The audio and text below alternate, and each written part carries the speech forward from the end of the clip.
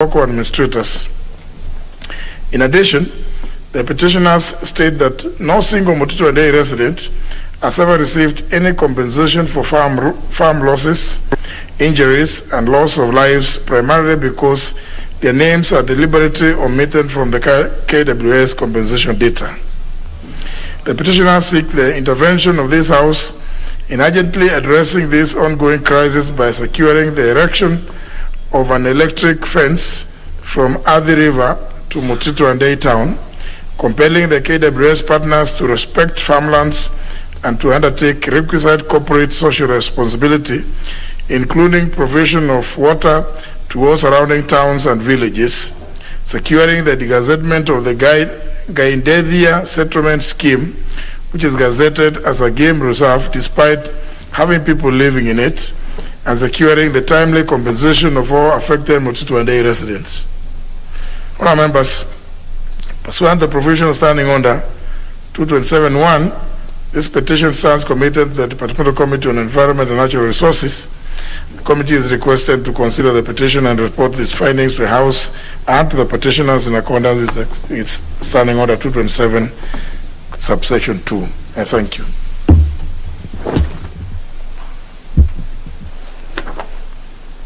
These members want to make comments limited to 2 minutes each, not debate.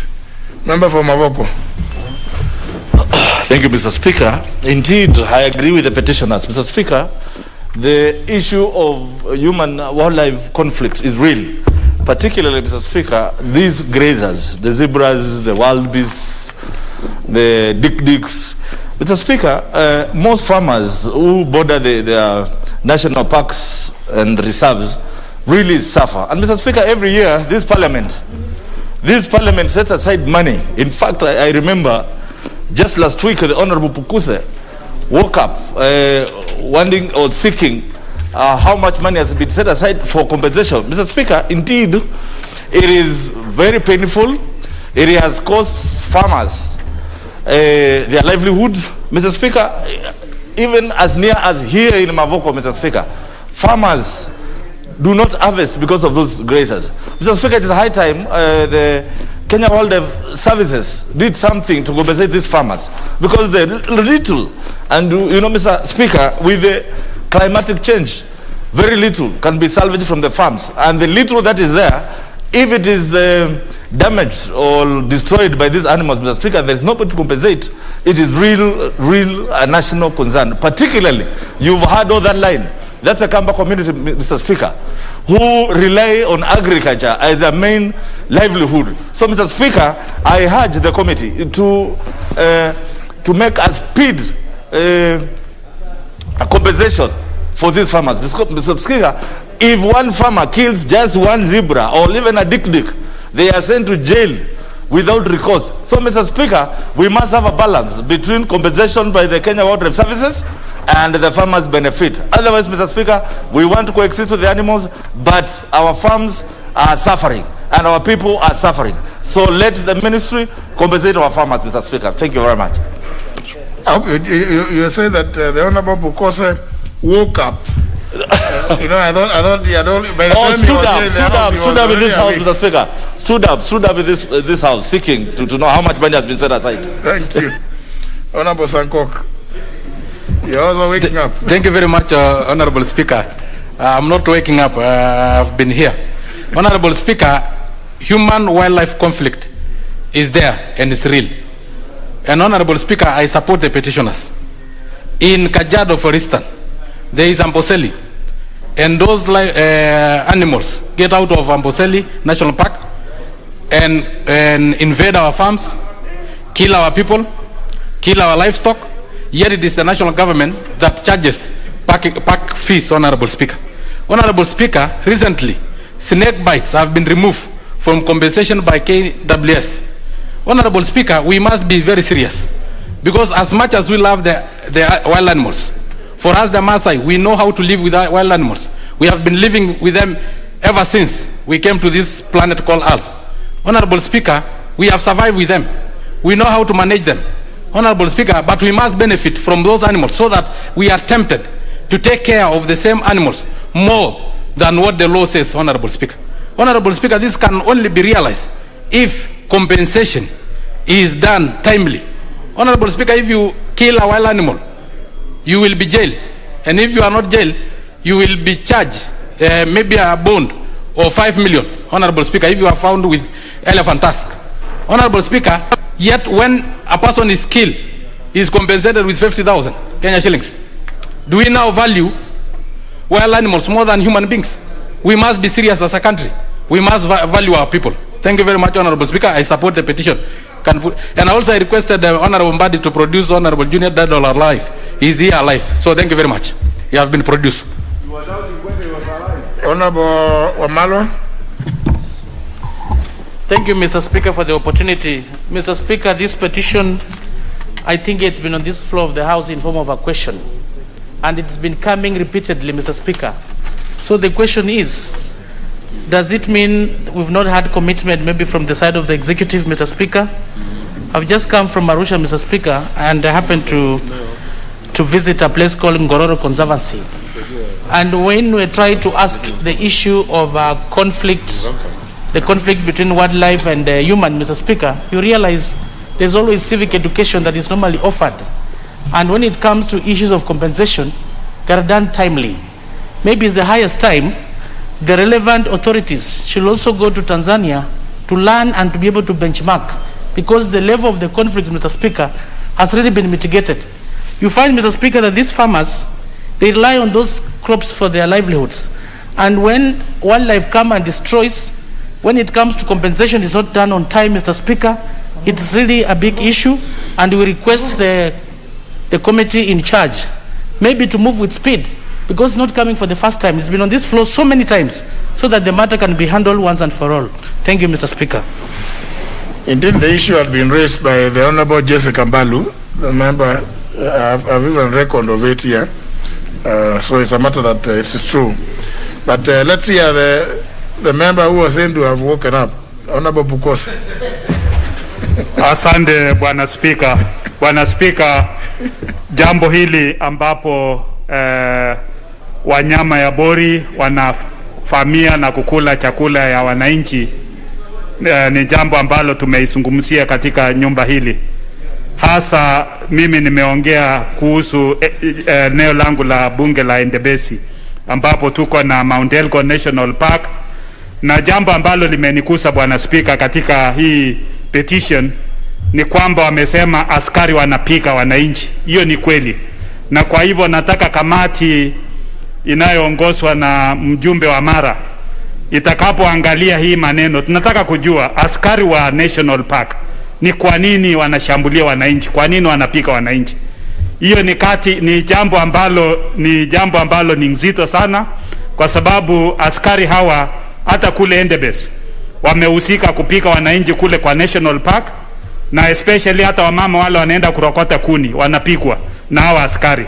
Kwa hivyo ni jambo ambalo linatakana kushughulikiwa, na tunataka kujua ni hatua gani ambayo wizara inaweza kuchukua kwa wale askari ambao wanapika wananchi, kwa sababu sijui kama hiyo ni kazi ya kati ya kuchunga wanyama ama ni namna gani.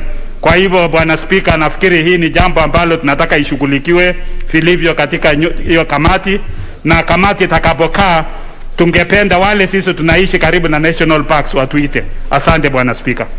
Member for Imenti North.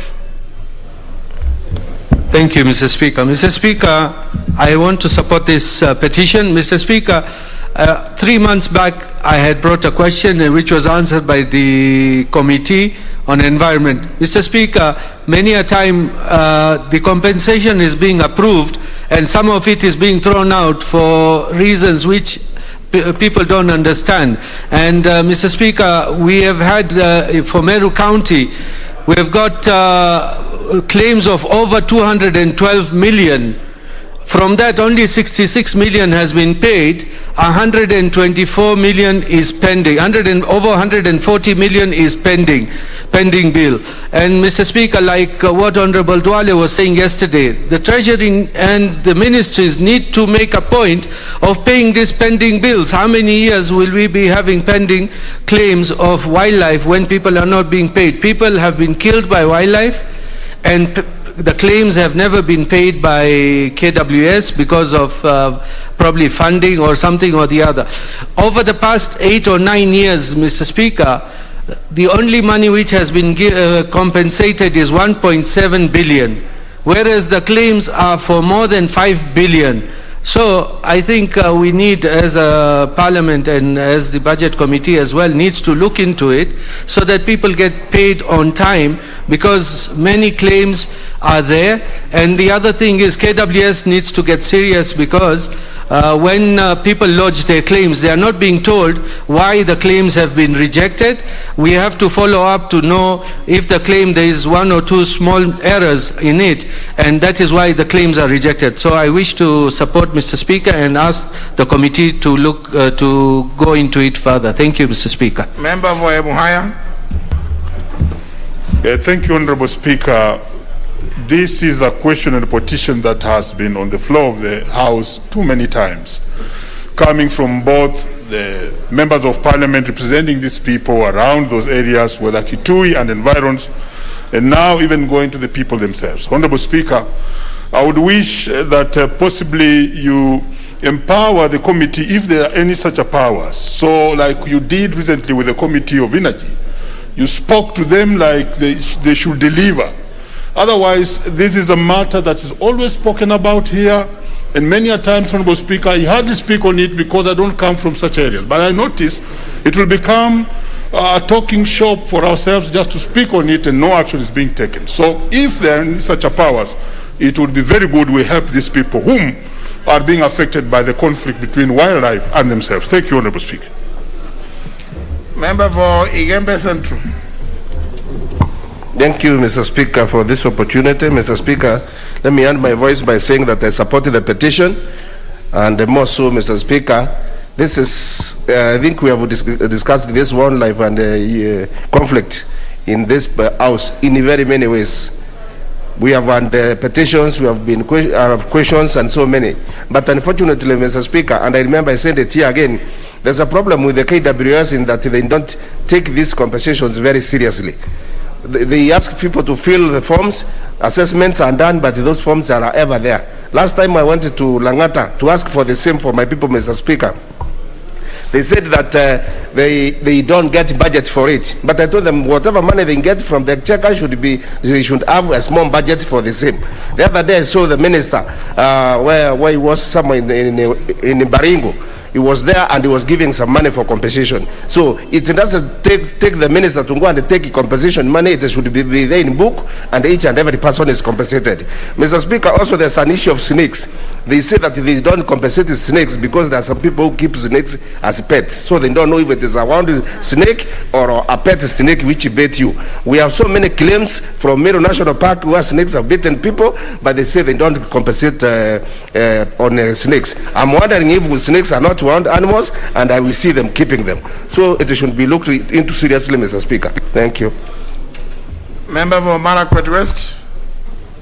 Thank you, Honorable Speaker. I also want to make comments on this particular petition, and we have done it several times in this House, Honorable Speaker. I think we know that we have coexisted for a long time with wild animals, but in the recent past, I don't know what is happening. The produce, our crops, especially along Kiriapale, we are partnering with we are neighboring Rimoi Game Reserve, and most of our farmers have lost their crops, and there's no compensation.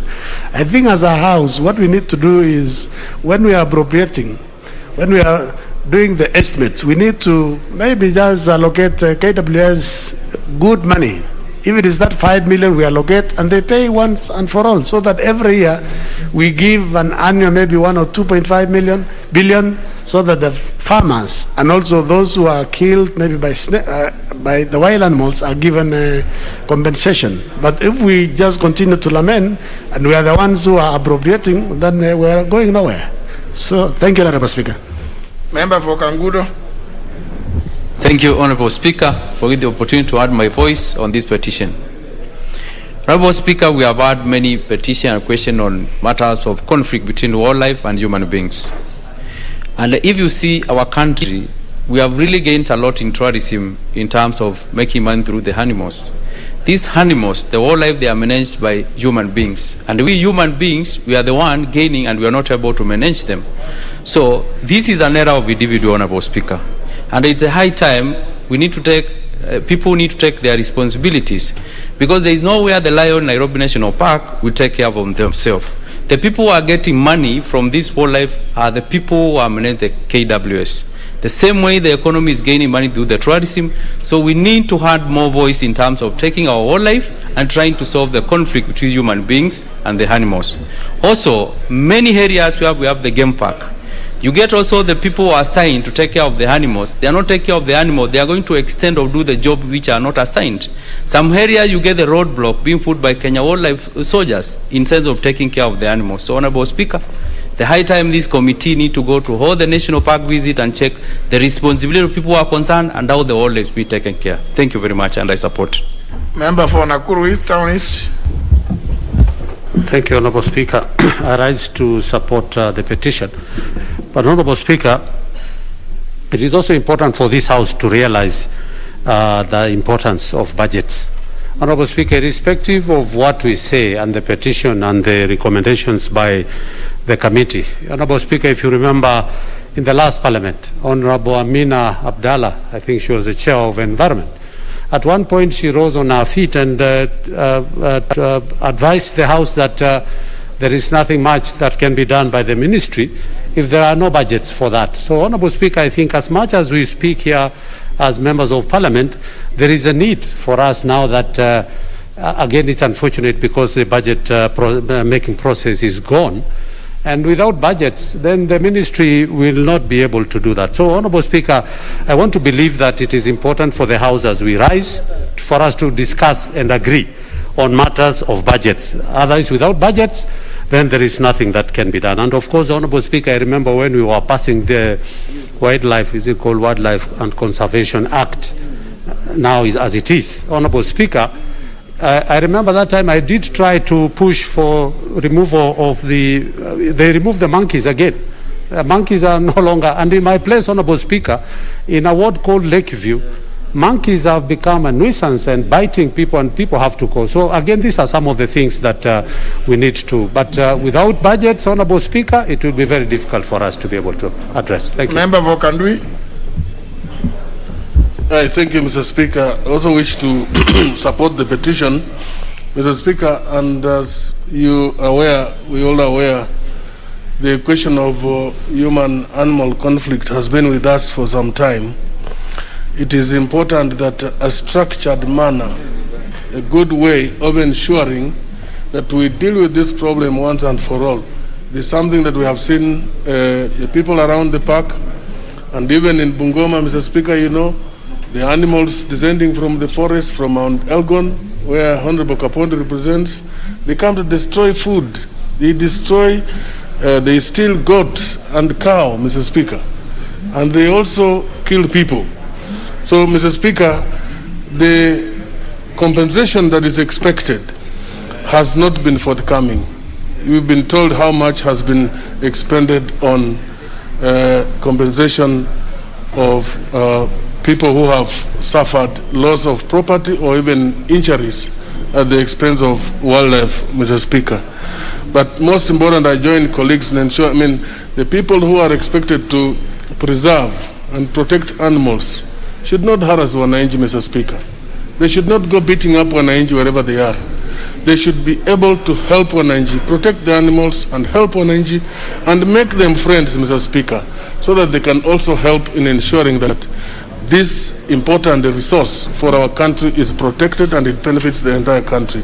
I thank you, Mr. Speaker. Honorable Abba Mohamed. Asante Bwana Spika, nami kupata hii nafasi ya kusema katika hili ombi. Ombi hili ni muhimu na unga mkono. Kwa hakika watu wengi wanapata shida. Kuna pande zote za Kenya. Lamu sisi ndo kuna shida zaidi. Tuna hiyo paka ambayo iko hapo lakini haitusaidii bali kutuumiza. Afadhali sehemu zingine kama Masai Mara angalau wanasaidika kwa upande mwingine. Sisi kwetu katika pesa ambayo imetolewa ya malipo zaidi ya miaka 10 sasa hii imetolewa milioni 6 peke yake. na kuna watu wengi wameathirika na wanyama, kisha ametuumiza zaidi. Sisi ni watu wa bahari, wanyama karibu wote wa bahari waliwatoa. Ukifika baharini, ukipigwa na, kuna mnyama anaitwa yeda, ukikupiga huyo hulipwi. Ukipatikana na papa haulipwi. Na kule tuna wanyama wa msituni na wanyama wa baharini. Na saa nyingine unaenda baharini na unapata hata mamba ndani ya bahari kwa sababu wako karibu na maji ya mto. So sisi tuna shida nyingi, lakini huyu waziri tena anatoka coast huko, lakini hata sijui ni kwa nini huko Lamu amekusahau, kwa sababu vile kuko mbali, watu wanalipwa, ikibakia kidogo ndio inarushwa Lamu. Nataka waziri ajue balala kwamba Lamu ni Kenya na Lamu ni pwani. Asante Bwana Spika, asante.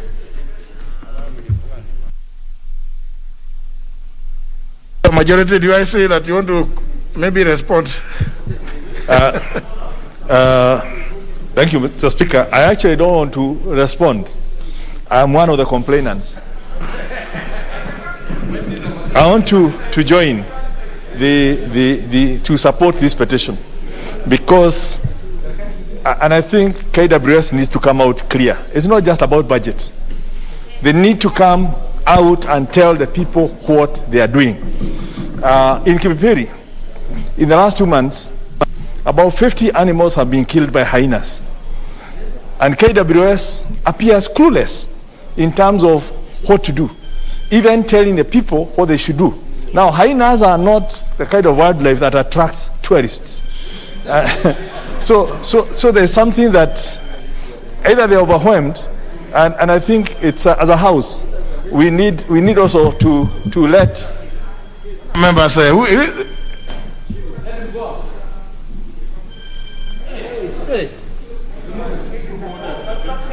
Sergeant at arms, can you locate that gadget and confiscate it? No, just Sergeant. Yeah, thanks. No, throw it away.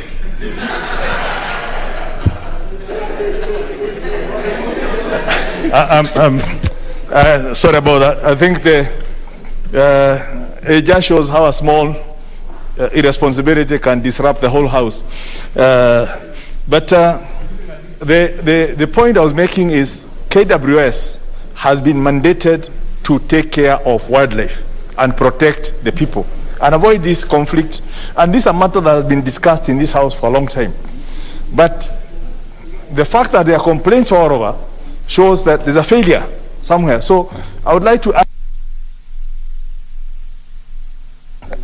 my time was taken by the phone, that as the committee looks into that specific area, I think we need to look at the generic issue of why are there complaints across the entire country and what needs to be done so that we avoid this issue of farmers losing their livestock, farmers losing their crops to animals, yet there should be some coexistence organized through an institutional framework with KWS, protecting the wildlife and the interference with the people.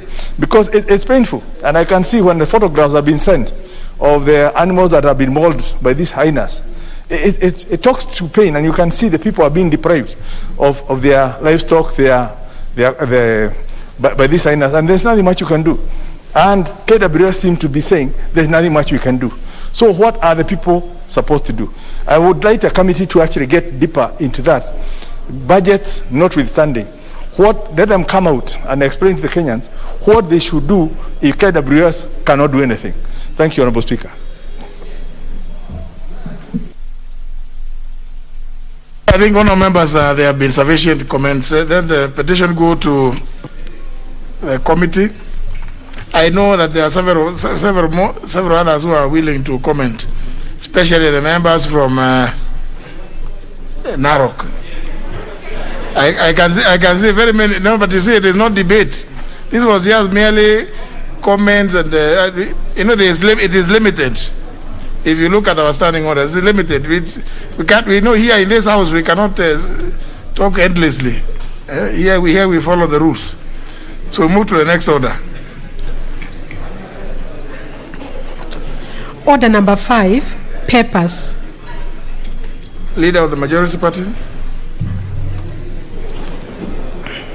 Thank you, Honorable Speaker. I beg to lay the following papers on the table of the House. today, Wednesday, June the 30th, 2021, afternoon sitting. Number one is the price stability target and the economic policy of the government for the financial year 2021-22 budget. And two, the report of the Auditor General and financial statements in respect of the TVET curriculum development assessment and certification council for the year ended 30th of June 2020 and the certificate therein. Thank you, Honorable Speaker. The Chairman, Departmental Committee on Transport, Public Works and Housing. I thank you, Honorable Speaker. Honorable Speaker, I beg to lay the following paper on the floor of on the table of the House today, Wednesday, June 30th, 2021, afternoon sitting. Report of the Departmental Committee on Transport, Public Works and Housing on its consideration of a petition regarding the approval of application and use of new builds, low-cost construction technology. I thank you, Honorable Speaker. It is new builds, isn't it? New builds, yeah. New builds. Yes. Not the way they wrote. Not the way it is written here. Yes. No, it's wrong. I remember the petition was about new builds. Yeah, builds. Yeah. From Honorable, yeah. Thank you. Yes. Thank you, Speaker. Very well. Next order. Order number 6, notices of motion. Honorable Wamunyinyi. Thank you, Honorable Speaker. I beg to give notice of the following motion. That pursuant to the provisions of Section 43, Subsection 4 of the National Government Constitutional Development Fund Act 2015 and Paragraph 5, Subparagraph 2 and 10 of the National Government Constitutional Development Fund Regulations 2016, this House approves the list of nominees for appointment to the following 2 constituency committees of the National Government Constitutional Development Fund, laid on the table of the House on Tuesday, June 15, 2021. 1, Kipipiri constituency, and 2, Matungu constituency. I thank you, Mr. Speaker.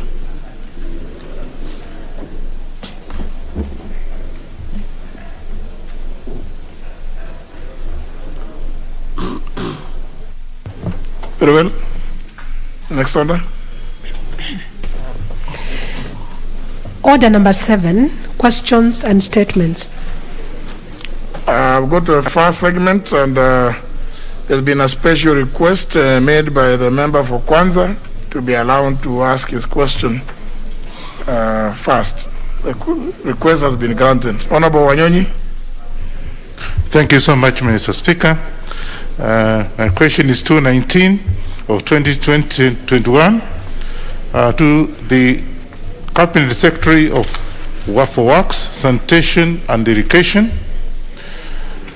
Could the Cabinet Secretary provide the status of the desiltation of Kapsitweti, Aseka, Marinda dams in Kwanza constituency?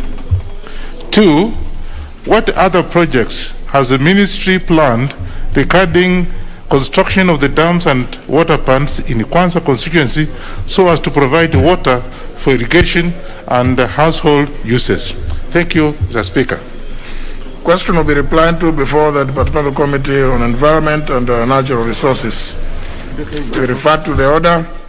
Next question is by the member for Konoin, Honorable Brighton Yegon. Thank you very much, Mr. Speaker. I'd like to ask question number 208 of 2021 to the Cabinet Secretary for Labor and Social Protection. Question number 1. Could the Cabinet Secretary state the immediate plans put in place by the ministry to address the impending retrenchment of over 50,000 tea pluckers in Bomet and Kericho counties in view of introduction of mechanization of tea plucking by multinational such as Unilever Tea, James Finlay, and Williamson Tea Kenya? Number 2, what measures has the ministry put in place to ensure that the implementation of the planned mechanization does not lead to collapse of small and medium-sized enterprise and the overall economy of the region? Question number 3, what steps has the ministry taken to safeguard the production of high-quality tea in the region, considering that the hand-plucked tea is of superior quality and fetches higher prices as compared to mechanically plucked product, which is said to be of low quality? Question number 4, what mitigation steps, if any, has the ministry caused the multinational firms to put in place so as to protect the health of the tea workers, given the health risks posed by the excessive and continuous exposure to hazardous fumes emitted by the tea plucking machines, and also continued use of the machines? Thank you very much, Mr. Speaker. The question will be replied to before the Departmental Committee on Labor and Social Welfare. The question by the member for Belgut, Honorable Koech. Thank you very much, Mr. Speaker, and my sincere apologies. This question has come up twice and I've not been there. I apologize. My question number 211 of 2021, I want to ask the Ministry of Education. Number 1, with regard to the recent Form 1 intakes, could the Cabinet Secretary explain the policy pertaining to students who are unable to travel to the secondary schools of the admission due to long distance, and what is the role of the school's management on such admissions? Question number 2, could the Cabinet Secretary further considering advising all county and sub-county schools to admit students who are within their locality but are unable to travel to schools in distant areas? And number 3, what measures has the ministry put in place to address the huge number of students admitted to secondary schools which lack necessary infrastructure to accommodate the expansion, particularly students admitted to Belgut Starehe boys and Belgut Starehe girls, considering these are special schools initially meant for orphans and needy students from within Belgut constituency? And finally, what immediate steps has the ministry taken to ensure that huge number of students admitted to Belgut Starehe boys and Belgut Starehe girls are provided with the necessary facilities in form of dormitories, classes, and teaching staff? Thank you very much, Mr. Speaker. Right. Question will be answered before the Departmental Committee on Education and Research. Next by the member for Changamwe, Honorable Omar Mwinyi. Thank you, Mr. Speaker. I stand to ask the Cabinet Secretary for the Cabinet Secretary for Tourism and Wildlife the following question. Question number 216 of 2021. What measures has the ministry put in place to revive the Akamba handicraft industry and soapstone carving business, which is on the verge of collapse due to the myriad challenges facing the cottage industry? Thank you, Mr. Speaker. The question will be replied before the Departmental Committee on Sports, Culture and Tourism. Next question by the member for Mwingi West, Honorable Charles Ngosia. Thank you, Mr. Speaker, for the opportunity. I want to ask question 217 of 2021 to Cabinet Secretary for Labor and Protection. Question number 1. Could the Cabinet Secretary explain why the Elderly Persons Cash Transfer Program database record has not been updated since 2017 in the Mwingi West constituency?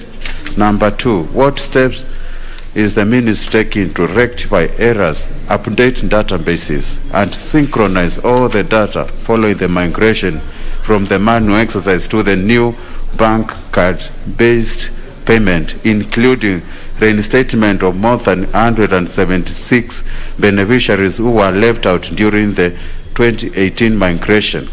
Question number 3. Could the Cabinet Secretary state the amount of funds allocated to the said program with respect to Mwingi West constituency during the financial years 2016, 2017, 2017, 2018, 2018, 2019, 2019, 2020, and 2020, 2021, and explain how the funds were utilized? Thank you very much, Mr. Speaker. The question will be replied to before the Departmental Committee on Labor and Social Welfare. Last question by the member for Rabai, Honorable Kamoti Momkale. Thank you, Mr. Speaker. I rise to ask question number 218 of 2021. My question is directed to the Cabinet Secretary for Water, Sanitation and Irrigation. 1. What is the status of construction of Mzima 2 water supply project, and when is it expected to be completed, considering the dire need of water supply in Rabai constituents and the surrounding areas? 2. Could the Cabinet Secretary also explain whether there are any plans to expand the capacity of the old Mzima water supply project in Rabai constituents, which was constructed before independence and can barely support the current population? Lastly, could the Cabinet Secretary also explain the status of completion of Mwache Dam in Kwale County, which is expected to serve the residents of Kwale, Mombasa, and Kilifi counties? Thank you, Mr. Speaker. Question will be replied to before the Departmental Committee on Environment and Natural Resources. Now, members, we move to the next segment of that order. Requests for statements. We start with the request by the Honorable Geoffrey Osotsi.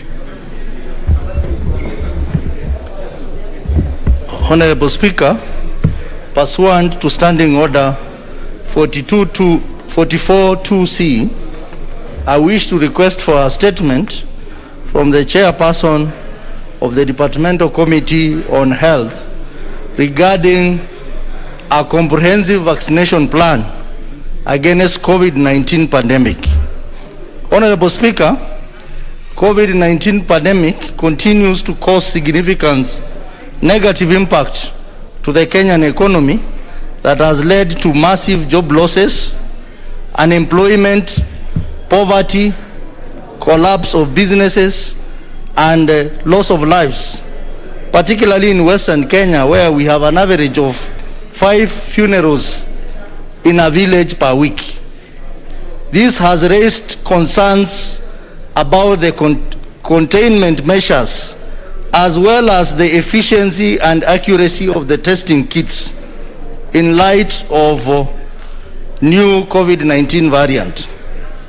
Kenya has received about 1.02 million doses of the AstraZeneca Oxford COVID-19 vaccine through the COVAX program that mainly targeted health workers, older people, and individuals with underlying health conditions, representing approximately 3% of the population. However, Mr. Speaker, the number of vaccines received are far below the targeted population.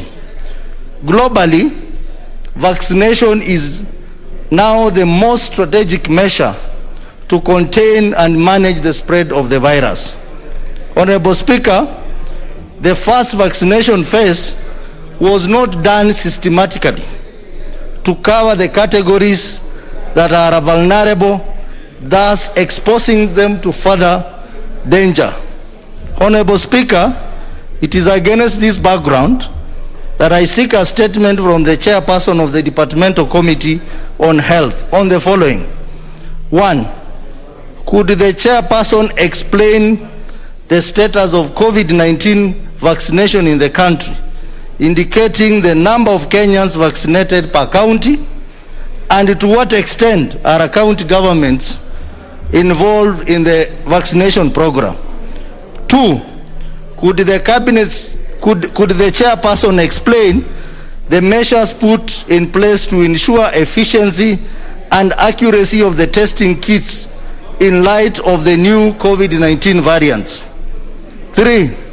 Could the Chairperson provide the death rates since the outbreak of COVID-19, and whether the government is aware of increasing cases of death and burials in the rural areas related to COVID-19 symptoms? 4. Could the chairperson explain the cost-benefit analysis of the containment measures towards the economy? 5, could the chairperson provide timelines set by the government in order to achieve a target of 100% vaccination? And lastly, what diplomatic strategies has the government deployed to source for more vaccines from its allies or partners? I thank you, Honorable Speaker. Is the chair Committee of Health present? The Vice Chair? Your request will be channeled through the Office of the Leader Majority.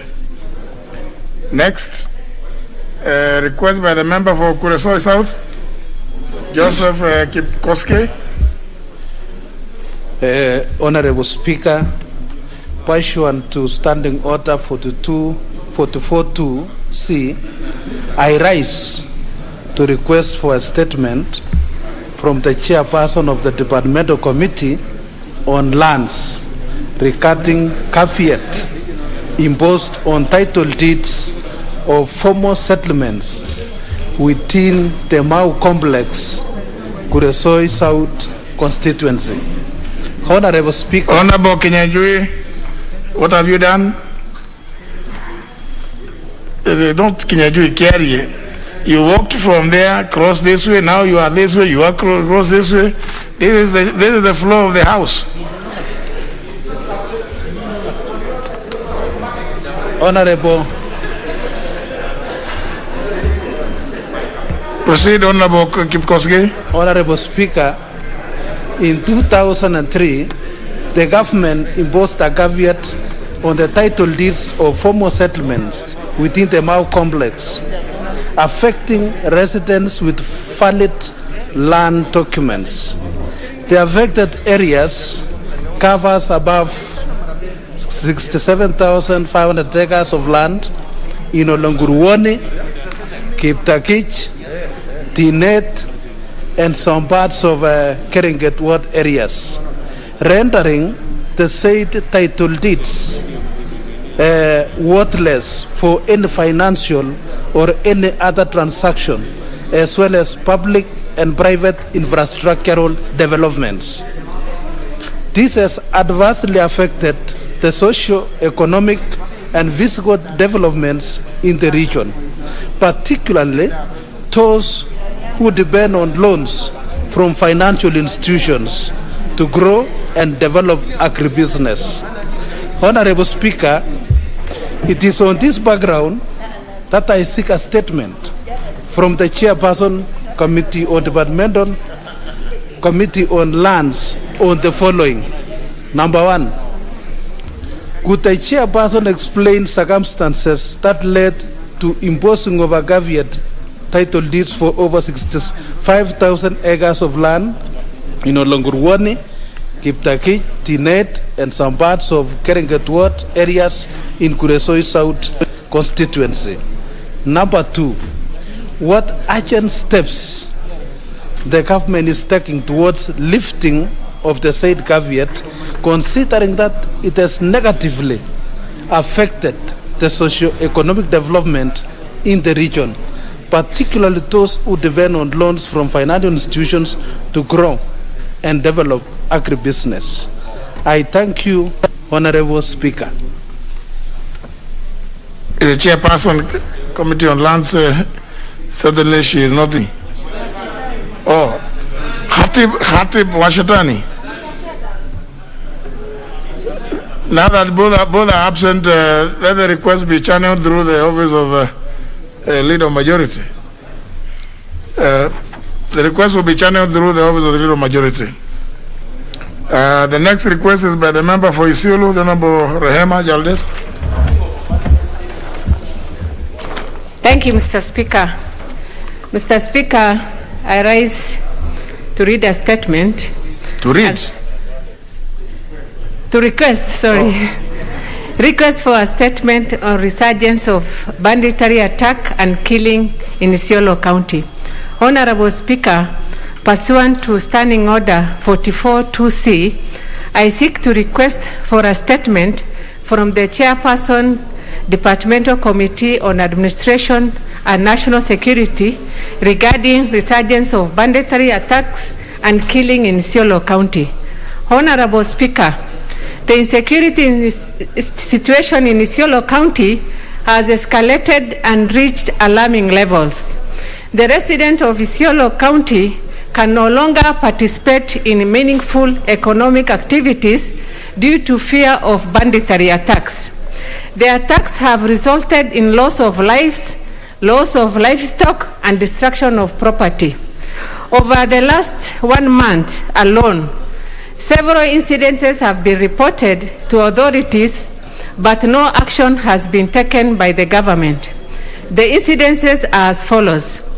On the 1st of June 2021, a raid took place at an area called Gafarsa, where 500 goats belonging to one Sugo Muhammad was stolen.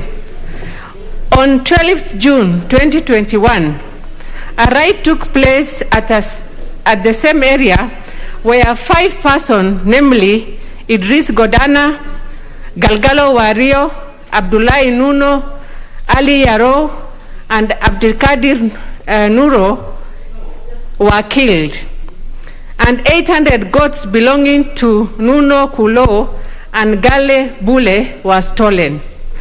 On 12th June 2021, 5 people were killed in an attack at Buffalo Spring. On 23rd June 2021, 5 people were killed in an attack at Buffalo Spring.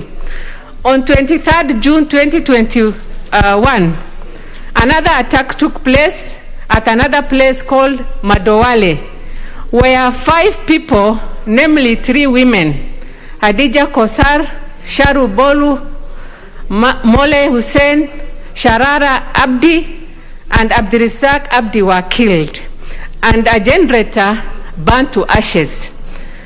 On 23rd June, the same day, another raid took place at an area called Kom, where 60 goats belonging to one Guyo Bagaja was stolen.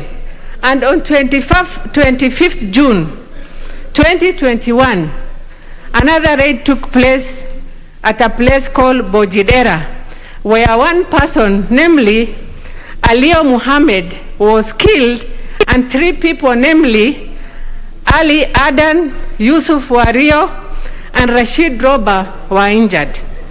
Honorable Speaker, the continued laxity by the security agency in Isiolo County and its neighboring counties have seen loss of many lives and livestock, which is a source of livelihood for the majority of the population. Therefore, Mr. Speaker, urgent intervention from the government is required to end this vicious attack.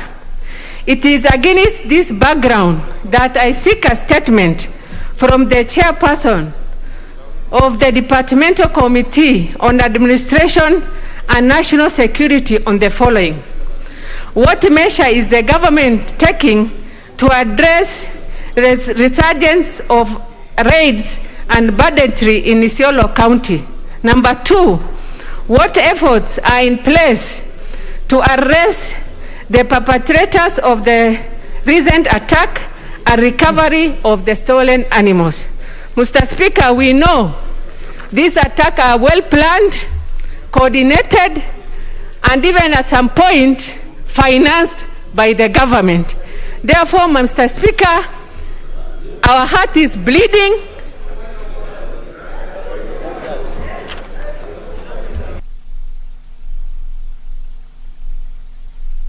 What's the point of order, Honorable Kaluma? Speaker, the majority whip was consulting you, and I know this might have not come to your attention. But Mr. Speaker, the Honorable Member has mentioned that the attacks, the subject matter of the petition, out of the statement, request for statement, are being organized and funded by the government. And she is asking this question of the government: could such details be given if they exist? That the government is funding and perpetrating the attacks, the subject matter of the petition. So the response will be that the government is not. Well, the point, I think the point the Honorable Kaluma is making is, if you expect the statement then to come from government, and you have said the government is the one organizing, then the government will just give you an answer that the government is not organizing, and then maybe I don't Honorable Jaldesa, you had raised quite a number of serious incidences, and I thought they would require, very, very detailed responses. But sometimes we also are the authors of our own misfortunes occasionally, maybe inadvertently. Had you finished your request, or you stopped at where the government? You already knew the answer that the government is the one that is funding. In which case, then there is no need of making the request. Mr. Speaker. Yes. I did not blame the entire government, but I said there is one well-known person who is behind organization, mobilization, and funding of the killing of my people. That is what I want the government to investigate. When they do that, they will know. Otherwise, Mr. Speaker, there is no way in a span of about 5 days, the county of Isiolo will lose more than 15 people. It doesn't make sense. So I want the government, through the chair, to investigate, and if possible, Mr. Speaker, I would like to be present on the day when this question will be responded to, so that I can ask the leading question. Thank you, Mr. Speaker. No, don't ask a leading question. It will be... Sorry, further question, Mr. Speaker. Yes, Mr. Speaker, I'm very emotional. I appreciate. Because this killing, Mr. Speaker, happens even to women, to people I know, Mr. Speaker, who are innocent. Honorable Jaldesa, you have a point, you have a reason to be emotional. Yes. But some of these long phrases, leading questions, misleading, and supplementary, they sometimes can become, they can put us into some trouble. But I think it is not, Honorable Jaldesa, you have sought a request for a statement. They have not an answer unless your request is such that you would want the cabinet secretary responsible for administration and national security to appear before the committee and not give the chairman a written response. Honorable Jaldesa, perhaps you could. Mr. Speaker, sir, in the interest of the number of people involved, I will really appreciate your kind intervention if the CS could appear before the committee, so that I can also get an opportunity to sit through and listen, and whether, if possible, to even substantiate some of the things, Mr. Speaker, I said. Because remember, I said this is a well-coordinated, planned, organized. Probably. Okay, let me help you. We will, because it touches on loss of human life, and I think that in itself is a serious matter. Because the statement you sought was understanding under number 44(2)(c), I think we should convert this into a question, understanding order number 42.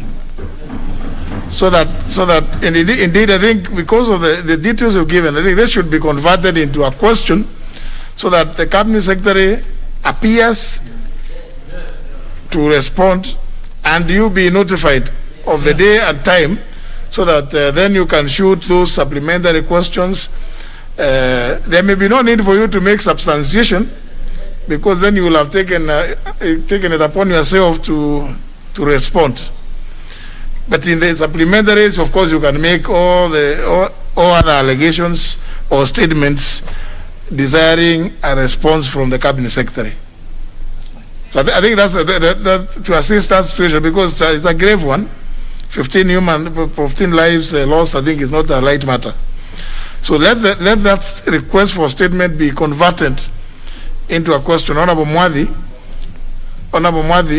that is converted into a question for which the Cabinet Secretary should appear and respond, so that I think the matter can be better interrogated, because you are going to get you may get an answer, written answer, and there will be so many supplementaries that here on the floor of the House it may not be possible to respond. Honorable Mwadhi. Thank you, Honorable Speaker. Honorable Speaker, I quite sympathize with the Honorable Member for the loss of life and the theft of livestock.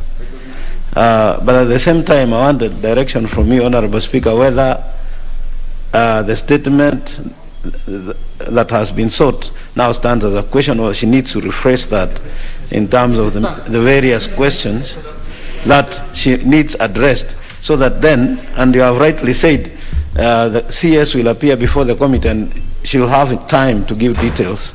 Yeah, so I just wanted that clarification. Yes. I'm saying that it be converted from a state request for statement into a question, so that the staff will now redraft it as a question directed to the Cabinet Secretary, understanding order number 42, as opposed to request for statement under 44(2)(c). And I think there's nothing out of order. We are still in the process.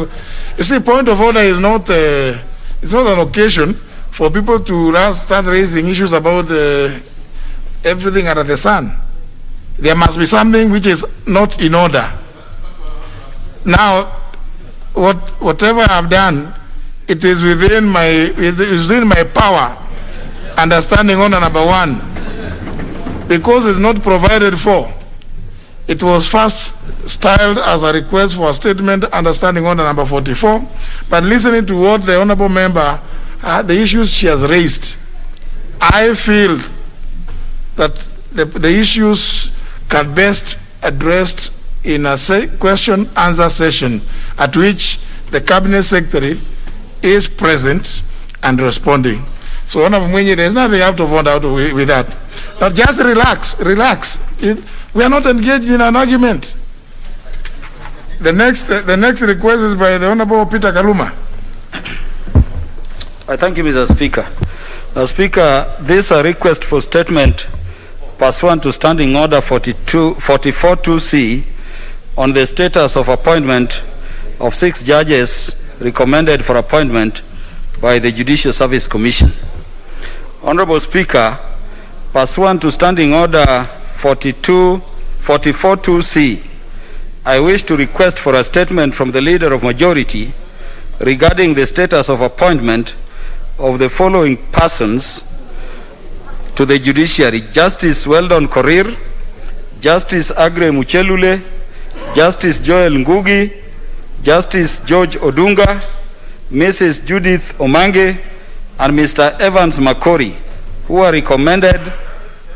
Is that your request is directed at somebody I can see who may not be. Yes, it's very critical. Leader of Majority, the request is directed at you. And I can see the member for whom you assist is... Mr. Speaker, for his sake, I will repeat. Yes. Honorable Speaker, pursuant to Standing Order 44(2)(c), I wish to request for a statement from the Leader of Majority regarding the status of appointment of the Justices Weldon Korir, Justice Agre Muchelule, Justice Joel Ngugi, Justice George Odunga, Mrs. Judith Omange, and Mr. Evans Makori, who are recommended to be appointed to the Court of Appeal under the Superior Courts.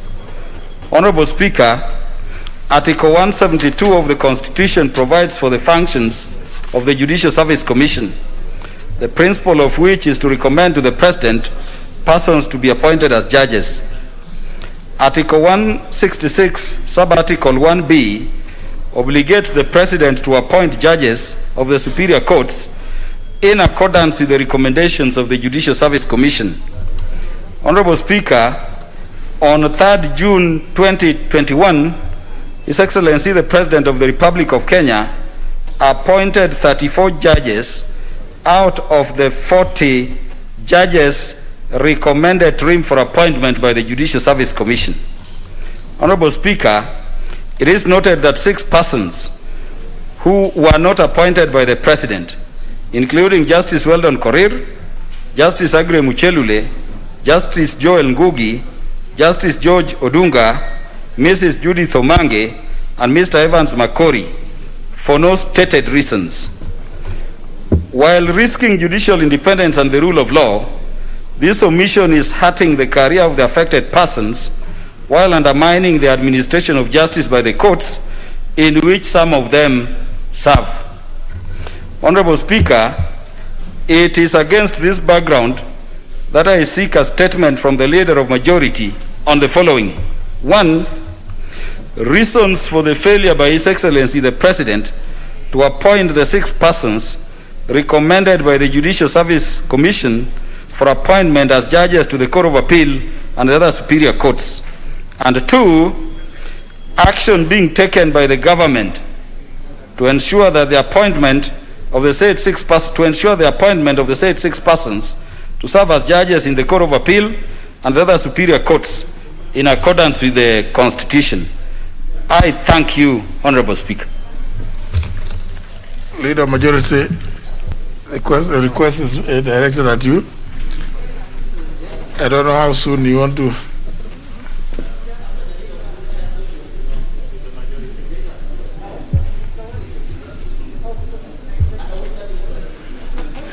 What does that mean? Your card is not. Thank you, Honorable Speaker. I have listened to Honorable Kaluma, and I will make the necessary consultations and bring the statement within the next 2 weeks.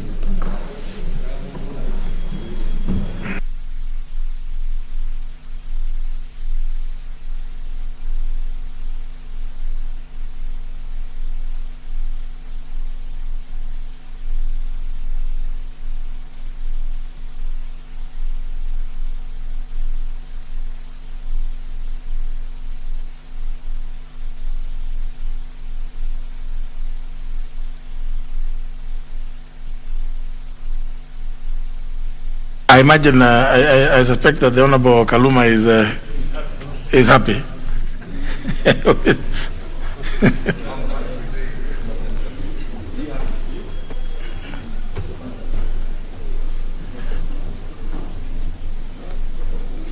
It's a small challenge here.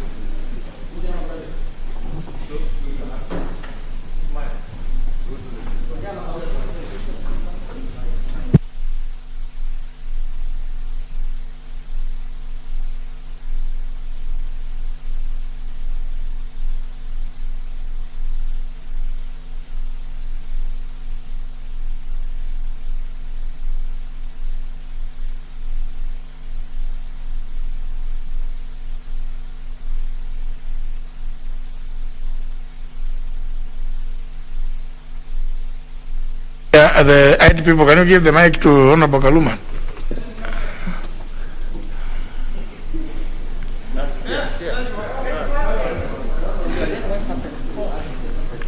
Thank you, Speaker. Speaker, this is a very serious matter. I would have wished for a shorter time than 2 weeks. Speaker, some of us still go to the courts. And the administration of justice, particularly in those courts being presided over by persons who are sitting as judges within this group, is so badly affected. Honorable Speaker, just a short while ago I was before one of these judges and a person not wanting to proceed just shut up and said, I want you to recuse yourself. No ground, the president did not appoint you. It gets that embarrassing. It is unjustly delaying the due administration of justice. Because of the consultations involved and the level where they will be undertaken, I will accept 2 weeks. But, Honorable Speaker, it should be noted that this request is going to what the government is doing, not just the executive. So that I expect a response, even bringing together what, even as an institution, as Parliament, we can do to mediate over that matter. It is something affecting the rule of law and the administration of justice very adversely. I will go by the 2 weeks, but I'm happy the majority leader takes seriously the seriousness and the weight of the matter. But of course, there could be res sub judice appearing in that matter, I suspect, if we all live in this country. We will see when it comes there. But I suspect that because since we all live here, since we all live in this country, that even as they sort out the technical hitches, the next one is a statement which was sought by the member for Dagoretti South regarding status of the 100 stimulus package allocated. Is it 100? But the way the staff write these things, I don't know. Can we get the staff who are writing these things? If they want me to read, they don't write this. I will have them sacked. They can't write something like this to me for me. The status of the 100 stimulus. What is that? Even whoever approved this to come to for me. What is 100 stimulus? I mean, these people in DLP. How can they write this?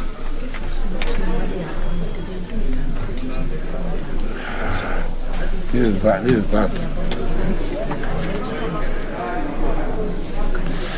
So, no, sorry, the thing is, the request is the status of the 100 million, I don't know, million cows or million goats, again, stimulus package allocated to artists to cushion them against the COVID-19 pandemic. Now, the Honorable Patrick Makao Kingola, the chair of the committee, I have looked at this response. It is 30 pages. I think just give us a highlight. I hope you have given the Honorable Kiarie. Thank you, Chair. Thank you, Speaker. I hope you have given him a copy so that you can just give us the highlight. Because if we waited for you to read through the entire 30 pages, we will be here for till cows come home. Mr. Speaker, I have done so. So just give us highlights. Thank you, Mr. Speaker.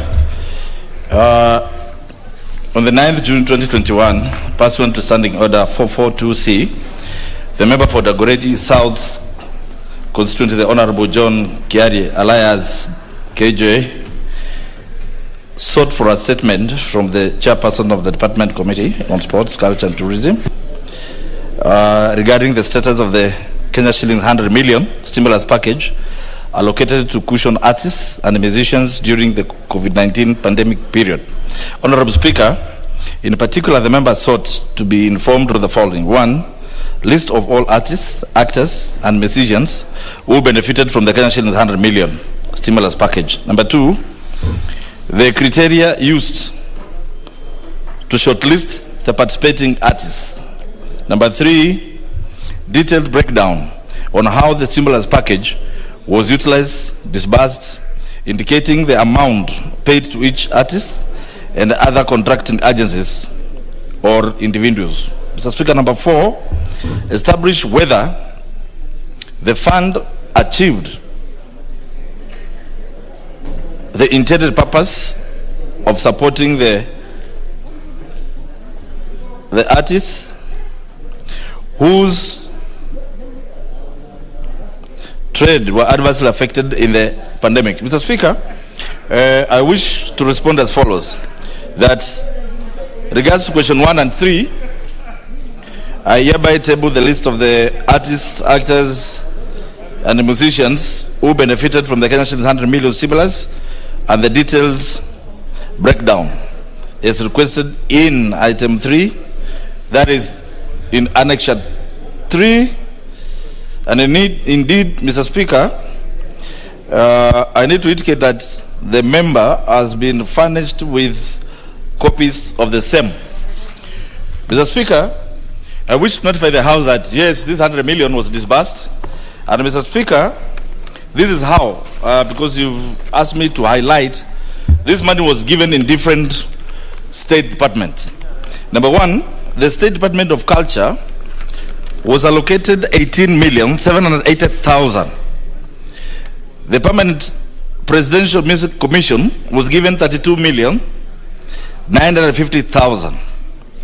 Kenya Film Commission was given 8,500,000. The National Museums of Kenya was given 21,400,000. Kenya Cultural Center, Mr. Speaker, was given 18,120,000. And then at the headquarters, a balance of 50,000 remained. In total, 100 million shillings was disbursed. Mr. Speaker, the honorable member wanted to know the criteria used. And Mr. Speaker, I'll go very fast. And first, Mr. Speaker, it's important for members to know that there was a culture TV which was introduced to reach all the artists. There was also webinars which were established. Mr. Speaker, there were all hashtags of all sorts that were given out by the ministry to make sure that every Kenyan got the information.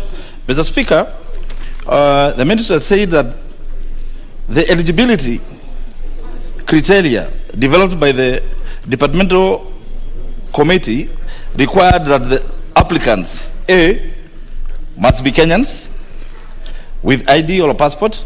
Number 2, each artist must have submitted their profile with proof of artistic endeavor in the last 6 months. Mr. Speaker, also, they must have been a beneficiary of any other funding released by the government to fight the COVID-19 pandemic.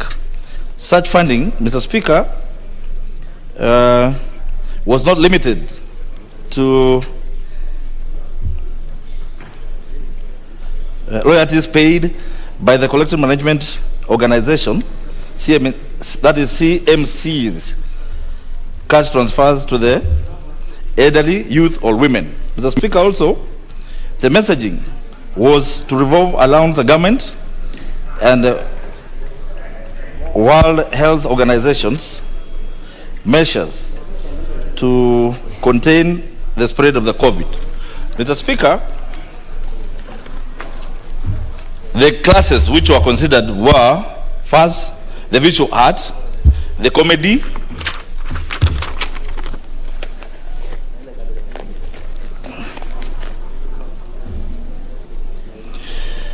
and all other artists that are applied. Mr. Speaker, in question 4, the honorable member wanted to know whether the stimulus package achieved its mandate or intended purpose of supporting the artists. Yes, Mr. Speaker, it is indeed as per the attached list that was given by the ministry that I'm going to table in this house, and I'm sure the honorable member, once he goes through, his question will be answered, Mr. Speaker. And I want to say, yes, indeed, as a committee, we checked how that fund was disbursed, and many members, although most Kenyans, as usual, never got the information, either because of their remoteness of where they are, or others maybe didn't know. But Mr. Speaker, after questioning the ministry and the relevant agencies that were involved, alluded that they did everything within the medium of passing the information, and that they were sure that each artist received, and those who received and applied received the same amount, Mr. Speaker. So with your permission, Mr. Speaker, allow me to table the recipients from each sector that I mentioned before, Mr. Speaker, and they have been annexed from 1, 2, 3, 4 up to 5, Mr. Speaker. So, Mr. Speaker, with permission, allow me to table this so that any member who may have such questions, Mr. Speaker, can read from the table room. Thank you, Mr. Speaker. Honorable Kelly. Thank you very much, Mr. Speaker, and I'd like to first thank the committee under the leadership of Mheshimiwa and the members for quick response, Mr. Speaker. Mr. Speaker, the reason why I was seeking this statement is because the intent of the 100 million stimulus package was to shield and cushion artists during the pandemic period. Mr. Speaker, as we all realize, the pandemic is still here with us. The lockdowns are still here with us. The curfews are still here with us, meaning that people who are working in the hospitality industry, people who are in the entertainment industry, whether they are visual or performing artists, are still out there in the cold, not working.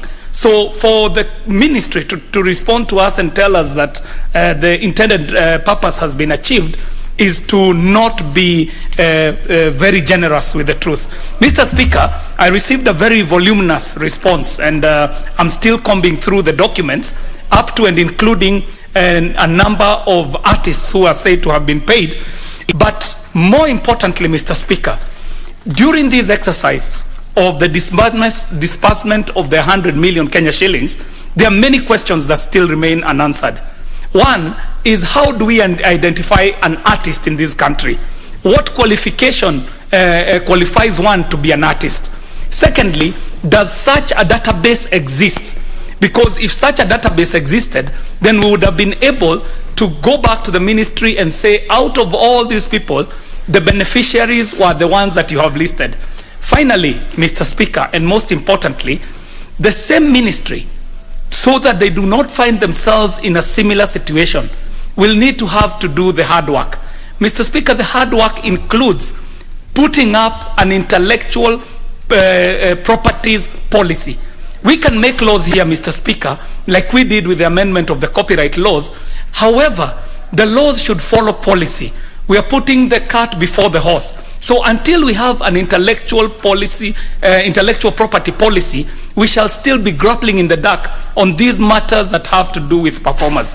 Mr. Speaker, I'd like to authoritatively say that the intent that was envisioned by the head of state in giving this cushion to artists was not achieved.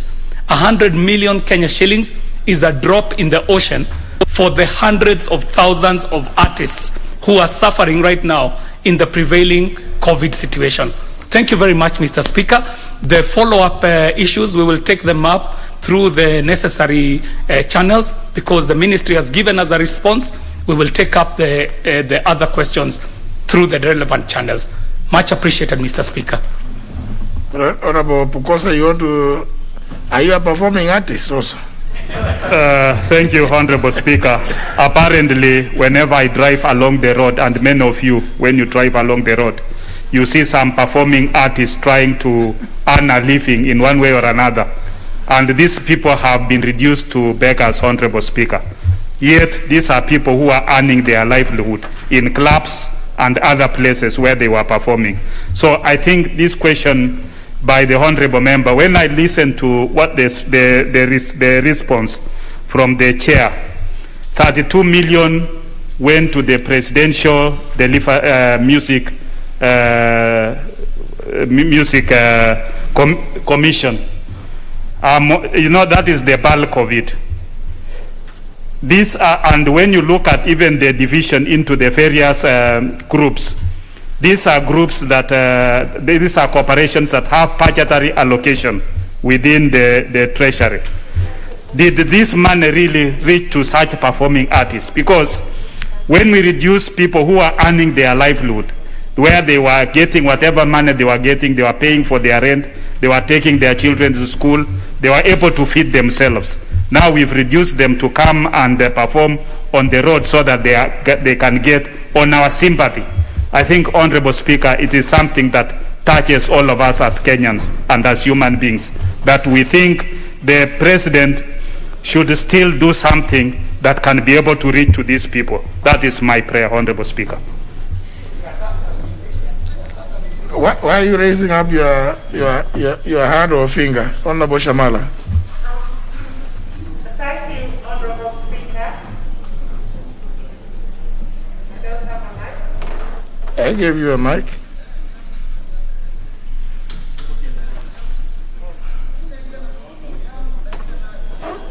Thank you, Honorable Speaker. I think it's important, and I'm not sure if that report pointed out. I heard Honorable Kiari talk about databases. What is clear is that we do have databases under and known as collective management societies, CMOs. And these CMOs are either for producers, they are for performers, they are for and other various artists. And it would be interesting to know that were these categories listed and what proportions of these monies went to these registered artists. But the registered artists are registered in these various organizations, and I'm not sure that the report captured that. So that would also be a very important aspect. How is it that the ministry, which formula, which methodology did they liaise with these collective management organizations or societies? There's another member who is raising up his hand, but let me, the ones who know how to use the gadgets. Honorable Wanga. Those who are raising hands up, please. Learn, I told you, it takes a very short time to learn how to use. Now you got fingers up and hands up. I'm not good. That's not the way I recognize you catch my eye. No, so don't raise hands up. Honorable Wanga. What's the problem with that? No, it's on, but it's not working. Thank you, Honorable Speaker. Honorable Speaker, I thank Honorable KJ for bringing up this issue of artists and how they shared in the stimulus package, and I thank the Honorable Chairman for that response. Honorable Speaker, we need to do more in support of our artists. And like the other day, Honorable Speaker, when we were speaking here on the issue of performing artists, especially musicians, and they create content, and then it is used, for example, as ringback tones. The skiza tunes that we have on our phones. But if you look at the sharing formula, it is such that the artists get peanuts, while the communication companies get almost 3 or 4 times more than what the artists who are the content creators are getting. So as we move forward, Honorable Speaker, this House, I think we need to take this matter of the artists seriously and do as much as possible to support them. We will be moving forward, Honorable Speaker, to bring amendments, including to the Copyrights Act, so that artists get their fair share when they put in their effort. Thank you, Honorable Speaker. I see the member for Funyula also wanted to weigh in. Yeah, thank you, Honorable Speaker. Member for Katanga doesn't know how to use the gadget, so. Thank you, Honorable Speaker. Oh, he just walked on his 2 feet without the card. I must commend my colleague, Honorable KJ, for bringing this issue. Honorable Speaker, those of us who interact with the youth from our constituency, who have ventured into performing artists, who have ventured into music and related works, are really suffering, Honorable Speaker. Honorable Speaker, the audience were mostly live performances. The audience was mostly during social events like weddings and the rest, and even churches, where they could get some little stipend or money to support their life. Honorable Speaker, the 100 million stimulus package that was provided is truly a drop in the ocean. I suppose and do trust that in the fullness of time, the Budget Appropriation Committee and the relevant committee might have to consult further with the relevant ministry to see what we can do to support these performing artists. I know, Honorable Speaker, there's a program in the ministry about recording and doing those kind of things. However, the program is underfunded and unable to reach all parts of the country. We hope that with time, the departmental committee will address and look at this issue. Thank you, Honorable Speaker. I see now the member for Katanga has been shown how it is done. Thank you very much, Mr. Honorable Speaker, for giving me also a chance to make my contribution. Honorable Speaker, you are a great beneficiary of our cash crop, which is music. Honorable Speaker, Gatanga is known for producing a great number of musicians from Central Province. Honorable Speaker, we have over 3,000 registered musicians. And we have produced great stars like the late John DeMathew, Peter Kegia, Timona Mboro, Kariuki wake Arutara, DK Daniel Kamau, Wamube, Gashadiwa Duo, Jerry Wagatanga, Koikei, among our stars. But Honorable Speaker, when these payments were done, I want to confess our people never benefited. And Honorable Speaker, I've looked at the list which was given by the chairman of the committee. I've seen all the musicians were paid like 10,000. And Honorable Speaker, they should have categorized. Because Honorable Speaker, what happened when the president said that there will be 100 million to be paid to the musicians? The next day, some people, and including some of our friends, recorded a song the next morning. Honorable Speaker, and I can see them in the list, which is not fair. As Honorable KJ was saying, Honorable Speaker, the ministry does not have any data. It doesn't have any data. Because when we met with the musicians from our place, Honorable Speaker, they told me they received nothing, apart from 2. And that one, Honorable Speaker, is very unfair. Because looking at the list, I can see it has been spread to flank places where we don't have musicians. Honorable Speaker, I want to say our musicians have continued to suffer a lot. With the closure of the bus, Honorable Speaker, you know Mogidi is gone. And you know with Mogidi comes other things, Honorable Speaker. Our people are really suffering. Honorable Speaker, as we do our protocols, COVID protocols, Honorable Speaker, a way should be found of how we can assist the artists. Honorable Speaker, maybe I would like to request the Ministry of Health maybe to consider during lunchtime up to about 7, they allow some of these people to perform. Because these people have nothing to eat, Honorable Speaker, and they have invested their lives. They have invested their lives to producing music which Honorable Speaker has entertained you for this long. And Honorable Speaker, when you came to Mokoro Nyagadanga the other day to be crowned as a Kikuyu elder, it was unfortunate, Honorable Speaker, that we are not able to entertain you. And Honorable Speaker, next time you go to a forest somewhere, make sure you invite us so that we can entertain you. With those few remarks, I want to say thank you very much. Member for Kilividos. Thank you. We will also invite you, Mr. Speaker, too. But I would like to say this, the closure of entertainment places and the way our artists are treated has actually put them in a situation where they become beggars. Where I come from, I have a town called Watamu. Watamu has always been sustained as an entertainment town. But today, that town is completely dead. The tourists are not there, the bars are not there, the local tourists that come to that town are also not there. The money, the leader of majority remembers Mtwapa, but my focus is on Watamu. Now, the money that was supposed to be given from the 100 million, I remember a team from the presidential unit came to my town and said they are coming, there's a guy called Big Ted or somebody. Came there, they talked about that 100 million. They stayed there, talked to young people, and they left without giving them even a shilling, and yet they said they had brought the 100 million. It created a lot of excitement in the town that now that money is here. The artists were there that planned to now go and perform or do whatever these guys wanted to get the money, but they were never given. When I called these guys, they had already left for Nairobi. That's the story of the 100 million. Nobody saw it. I didn't see it in my constituency. I didn't see it in Kilifi County. So, Mr. Speaker, as we try to look at these COVID protocols, I think Minister of Health, and I actually thought the President would yesterday open some of these counties that have not been affected by this thing drastically. Town of Malindi and Watamu are dead completely, and people have no job, they have nothing to eat just because of these COVID protocols. But I also want to ask the President, give us some more money. This time, pass it through CDF, we will give it to the people. I thank you, Mr. Speaker. I thought you had just been debating the budget. Yes, the other day. I thought that's the time you should have, because a lot of these organizations through which these funds were channeled are organizations that receive no more budgetary allocations.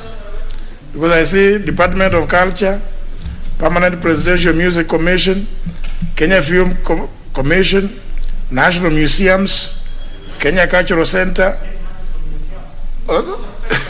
National Museums also got, they got 21,600,000. So, but you see, all these are organizations that receive no more budgetary allocations.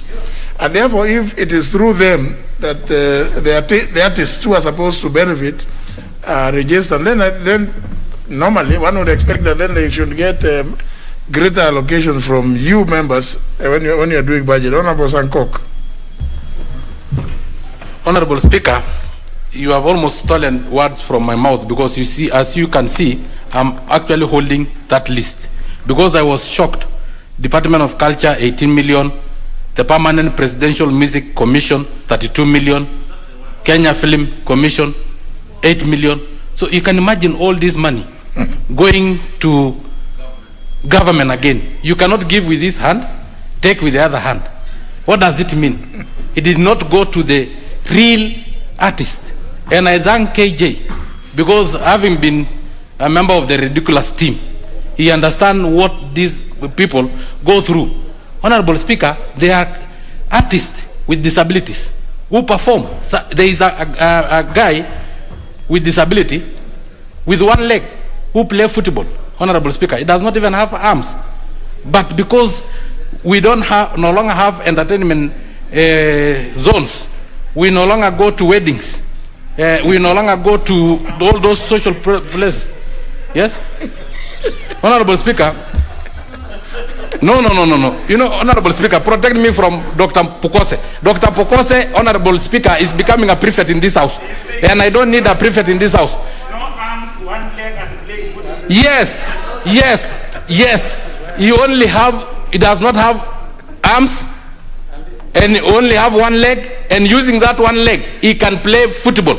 I'll give you the name of the guy, and Honorable Speaker, allow me to bring him here so that he can play football here, right, using his leg, Honorable Speaker, and even draw you, because now you are a popular figure in Kenya, so you will draw your image using that one single leg, Honorable Speaker. That is an artist, and they are now forced artists to play to perform in our streets. How can a person with disability perform in the street, in the middle of cars, especially when we have crazy drivers like Honorable Pukos? Honorable Speaker, that is why I'm saying this money should have been given, divided to probably National Council for Persons with Disability, 30 million, so that artists with disability can be given because they have the register. Anywhere else they register, Honorable Speaker, this money is channeled.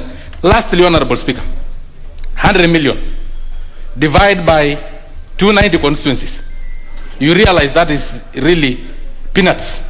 So we request our President, at least 500 million, it will not be enough, but it will be something that we can pride ourselves in. Channeled through elected members of parliament, they know the artists, they can give to the artists. Lastly, what was the administration cost? Honorable Mbaya have just said that they visited Watamu. Did they go to Watamu and to enjoy the money that was supposed to go to the artists? Because they did not give anybody. What was the allocation of their administrative cost? We need to know, because this money was just spent by those government officers. And we need to really adhere to the World Bank. instruction that administrative cost of any fund should be below 15%. Because this one, they use almost all the money in administration. So thank you very much, Honorable Speaker. I really support, and I think it is high time we support our artists. No, honourable members, now, you know, this is not business. Let's not take too much time. Honourable Atandi, 1 minute. Thank you, Honourable Speaker. Honourable Speaker, I just wanted to say that the government does not understand how some of these artists ply their trade. Because if they did, then they would not be allocating a mere 100 million to address as a stopgap measure towards mitigating COVID effects on artists.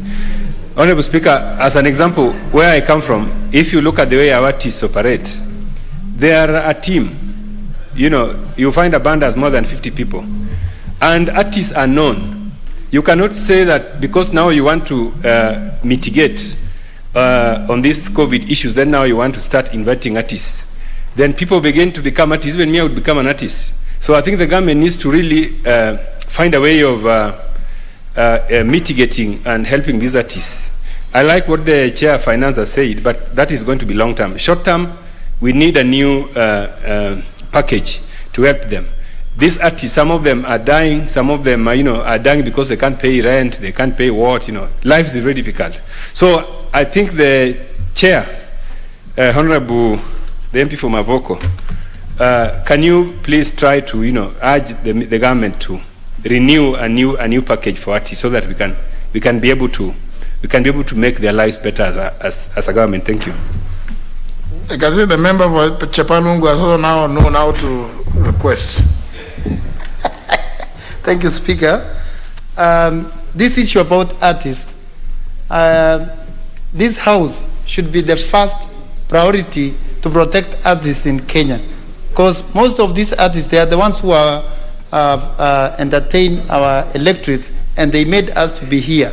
Almost 80% of the members of parliament, in one way or another, we pass through the hands of artists. Chepalungu is known in Kenya to be the best in terms of Kalenjin and sweet songs. They sing across Rift Valley. The likes of Kipchamba, I know, Honorable Speaker, you once came to our constituency when you were member of parliament, and you were entertained by the late Kipchamba and all the other artists.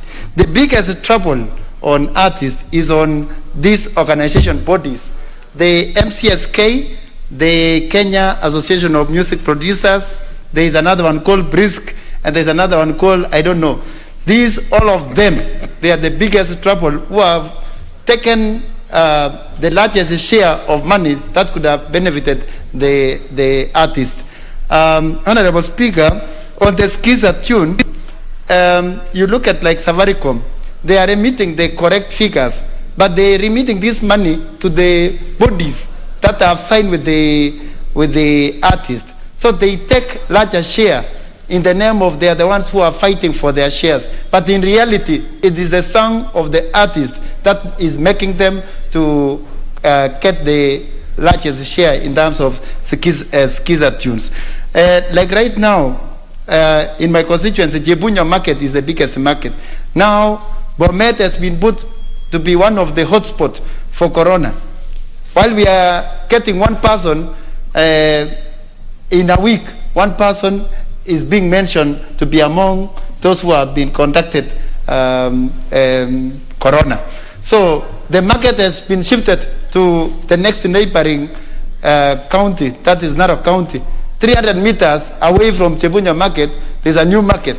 So we cannot have these guys entertaining people in Chebunya. They have now gone to Narok County, which is not our mother country. So thank you, Speaker. We really need to fight for this artist. Thank you.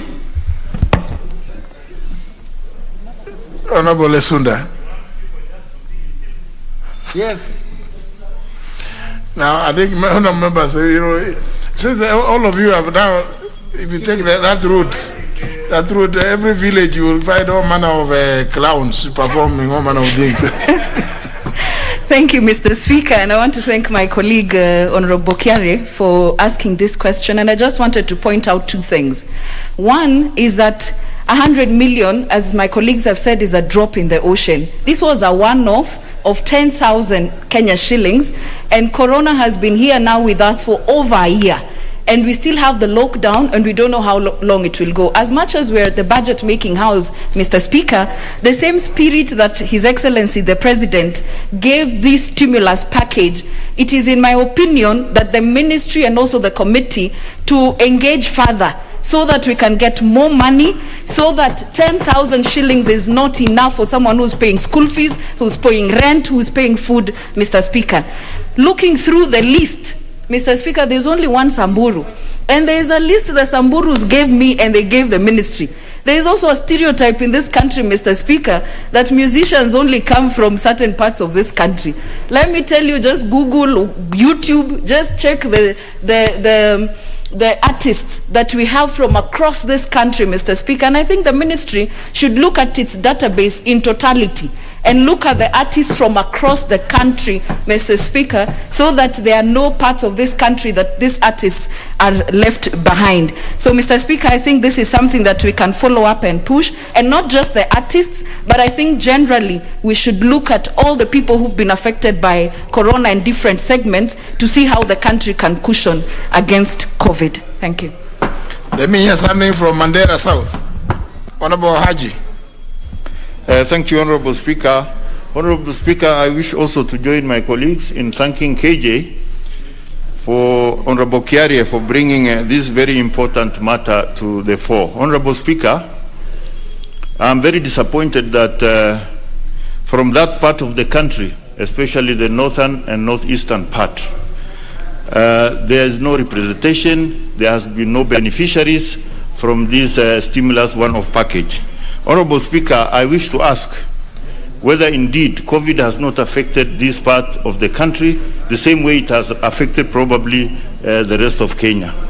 Or does it mean that we do not have artists in this part of Kenya like we have it in Mount Kenya? Honorable Speaker, we need equity, we need recognition of the artists all over the country, and therefore the ministry should endeavor to look through the list again and try to cover this part of the country just like it has covered the rest of the country, Honorable Speaker. Honorable Speaker, our region very often does not benefit from a stimulus package such as this one or many others that has been given under the COVID-19 pandemic, Honorable Speaker. And so we want to ask the executive and the ministry to really endeavor to distribute these resources equitably so that also people from Mandera South also benefit from this stimulus package. Many thanks indeed, Honorable Speaker. But of course, these ones are already distributed, finished. This was a one-off. So that's why the power is still with you, because you are the ones now, because this was given. You see, there were some people who went to a place called Watam because kuna Watam. So, and Honorable Owen Baya has explained how it happened there. So, pale kulikuwa kutamu na hela zikatumika nyingi pale. Hizo zimeisha. Labda Mheshimiwa Makao, sasa la mwisho. Thank you, Mr. Speaker. Mr. Speaker, I hear members under the concern that comes with it. However, Mr. Speaker, you've just crowned it by saying that this was a one-off.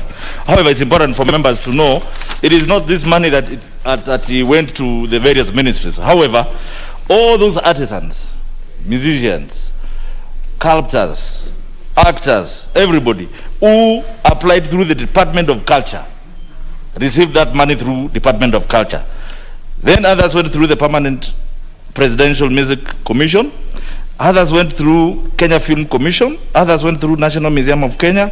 Others went through Kenya Cultural Center. So it does not mean that the money went to the ministry, back to the ministry. But these recipients received this money through the media that they applied through.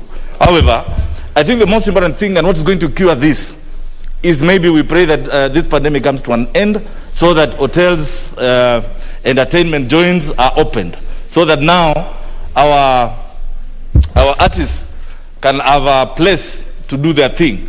I also want to I like those artists who are performing on the streets, Mr. Speaker, because hard times calls for hard decisions, and it's only the tough who get going during tough times. So I encourage more to look for ways of finding a way of doing their thing wherever they can find it. Even if it's roadside, Mr. Speaker, I think it's important. However, most important, it is that members are saying that there must be a way of cushioning everybody in this country. And Mr. Speaker, that lies with us. We should have thought about that when we had the budget making process, Mr. Speaker. So I think next time we must think about that, because right now we're even saying that our CDF is not there. Are we going again now to say there is not this money? In future, every member out of the 290 constituencies, we should propose that, and then we put in the budget so that we cushion every person in our constituency. Thank you, Mr. Speaker. I thank you. Remember, it is still within your powers to even propose amendments to the CDF, National Government CDF Act, to include supporting such endeavors. I mean, you are the ones who make the law. That is your own act. So, you know, thinking progressively, you can propose amendments to it so that you can, through CDF, also chip in. I mean, nothing stops this particular house from proceeding in that manner. Very well. The Honorable KJ did indicate that he was going to take up the matter, and that at least members have made some comments on the statement. Save, of course, the fact that the Honorable Kiari is saying that the policy should have been followed by the law. But now that we have the law on intellectual property, then it is again the House to interrogate that law to see in which ways it could be having shortcomings relating to policy on the ground. So again, they say in Kiswahili, kazi kwenu. Yeah? Kazi kwako, Honorable Kiari. Kabisa. Hata hiyo ni kazi. Well, let's move to the next order. Order number 8, Committee of the Whole House.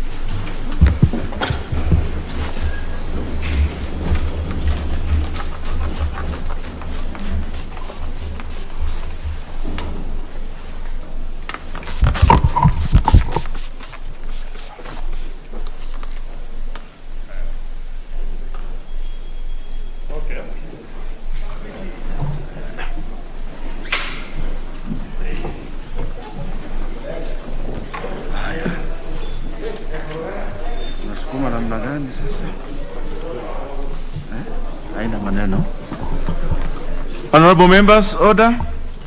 We are now in committee of the whole house to consider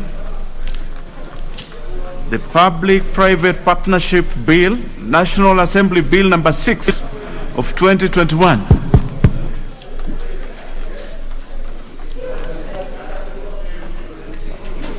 Clause 3. I propose the question that clause 3 be part of the bill. There's no amendment to this. I therefore put the question that clause 3 be part of the bill. Will as many of that opinion say aye? Aye. Will as many of our contrary opinion say nay?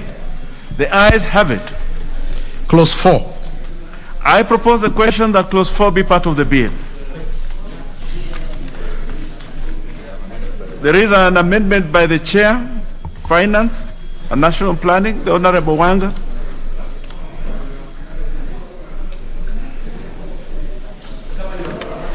Thank you, Honorable Chair. Honorable Chair, I beg to move that clause 4 be amended as indicated on the order paper.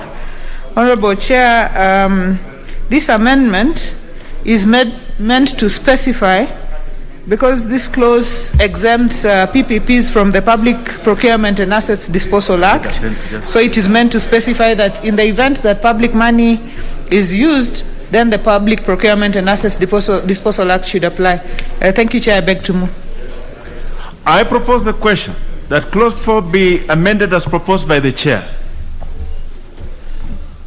Put the question. I now put the question that clause 4 be amended as proposed by the chair. Will as members of that opinion say aye? Aye. Will as members of a contrary opinion say nay? The ayes have it. I now put the question that clause 4 as amended be part of the bill. Will as members of that opinion say aye? Aye. Will as members of a contrary opinion say nay? The ayes have it. Clause 5. I propose the question that clause 5 be part of the bill. There's no amendment to this. I therefore put the question that clause 5 be part of the bill. Will as members of that opinion say aye? Aye. Will as members of a contrary opinion say nay? The ayes have it. Clause 6. I propose the question that clause 6 be part of the bill. Chair, there is an amendment to this. Thank you, Honorable Chair. Honorable Chair, I beg to move that clause 6 be amended as per the order paper, and this relates to composition of the PPP committee. And the first amendment there is to have, instead of having one person nominated by the Council of Governors, we are proposing to have two, because this was already agreed upon when this bill went for mediation. So we didn't want to leave it again without resolving it. And then also to provide for co-option of the principal secretary responsible for a relevant area. So if that area is not already represented in the committee, we are providing for co-option of someone in an ex-officio capacity to give skill in that specific area. Honorable Chair, I beg to move. I propose the question that clause 6 be amended as proposed by the chair. And now, the Honorable Nyikal. Yeah, I think I missed some point, because the amendment is deleting. That means now the principal secretary will now not be. It's not clear. Thank you, Honorable Chair. Honorable Chair, the amendment is in two parts. The first part, B, deleting paragraph C is removing the principal secretary in charge of industrialization.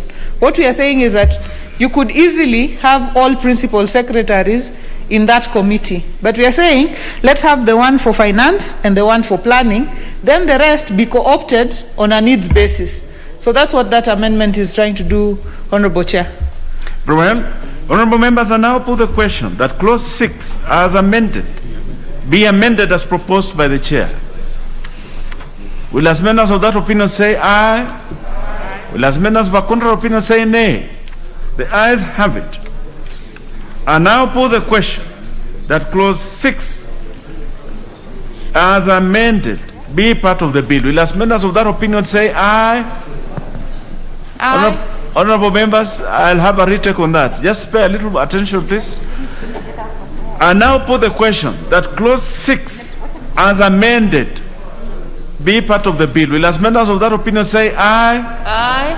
Will as members of a contrary opinion say nay? The ayes have it. Clauses 7 and 8.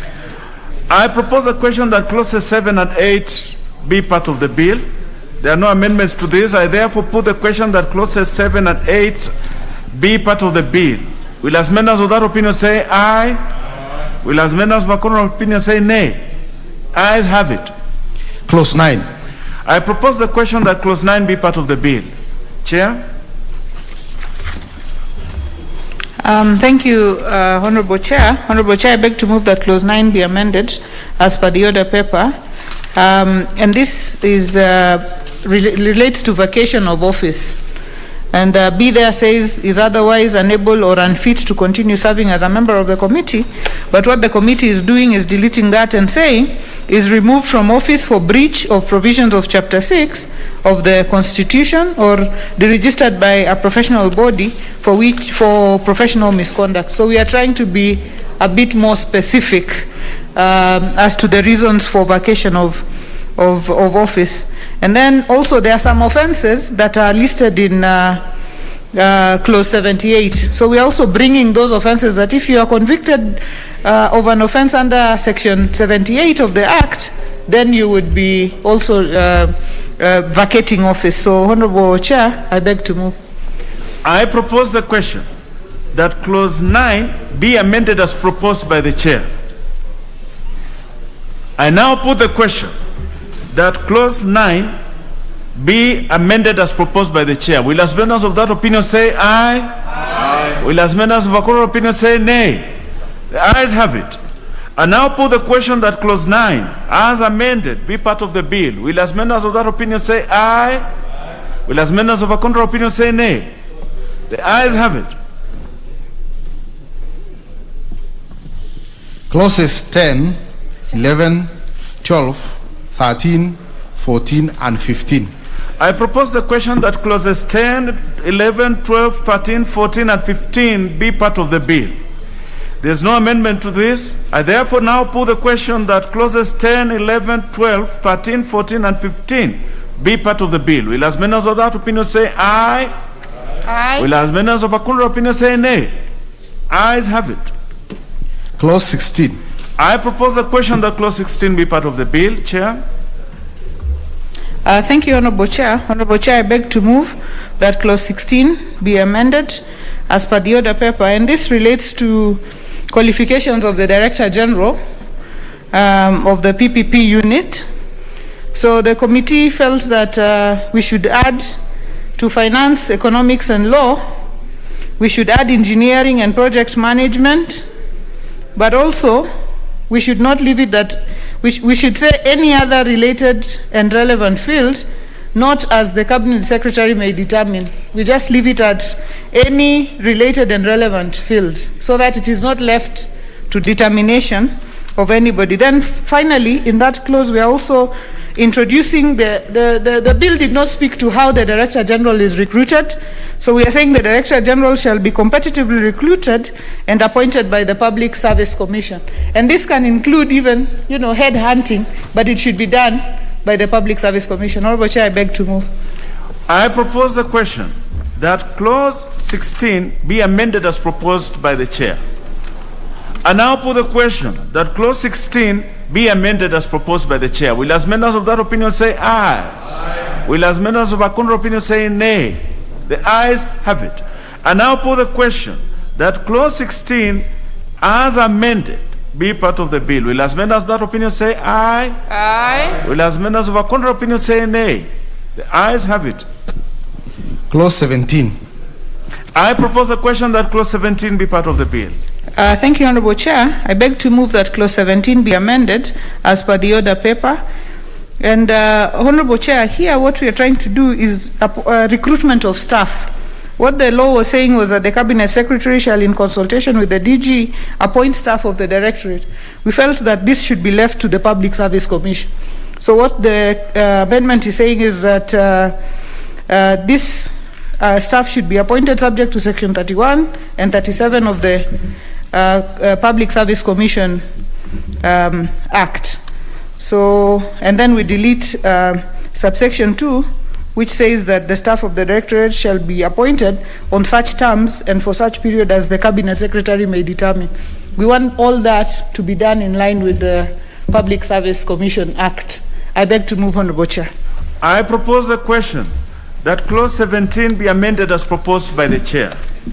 I now put the question that clause 17 be amended as proposed by the chair. Will as members of that opinion say aye? Aye. Will as members of a contrary opinion say nay? The ayes have it. I now put the question that clause 17 as amended be part of the bill. Will as members of that opinion say aye? Aye. Will as members of a contrary opinion say nay? The ayes have it. Clause 18. I propose the question that clause 18 be part of the bill. There's no amendment to this. I therefore now put the question that clause 18 be part of the bill. Will as members of that opinion say aye? Aye. Will as members of a contrary opinion say nay? The ayes have it. Clause 19. I propose the question that clause 19 be part of the bill. Chair. Thank you, Honorable Chair. I beg to move that clause 19 be amended as per the order paper. Honorable Chair, what this amendment is doing is putting some clarity, because this relates to functions of the Directorate. So if you look at C, it says leading contracting authorities in project structuring, procurement, tender evaluation, contract negotiation, and deal closure. The contracting authority is, for example, an institution such as KENHA, if you take an example. So there must be clarity as to who conducts procurement. So the division that we are making is to say that the directorate at the PPP, which is at Treasury, will guide and advise contracting authorities in project structuring, procurement, and evaluation, so that their role is only related to guiding. But then will lead contracting authorities in contract negotiations and deal closure, because that's the work now of the PPP unit, to negotiate now with willing partners and close deals, but not to lead procurement. Procurement is with the contracting authority, with guidance of the PPP unit, but deal closure and negotiation is with the PPP unit. I beg to move, Honorable Chair. I propose the question that Clause 19 be amended as proposed by the Chair. I now put the question that Clause 19 be amended as proposed by the Chair. Will as members of that opinion say aye? Aye. Will as members of a contrary opinion say nay? The ayes have it. I now put the question that Clause 19 as amended be part of the bill. Will as members of that opinion say aye? Aye. Will as members of a contrary opinion say nay? The ayes have it. Clause 20. I propose the question that Clause 20 be part of the bill. I now put the question that Clause 20, there being no amendment, be part of the bill. Will as members of that opinion say aye? Aye. Will as members of a contrary opinion say nay? The ayes have it. Clause 21. I propose the question that Clause 21 be part of the bill. Chair? Thank you, Honorable Chair.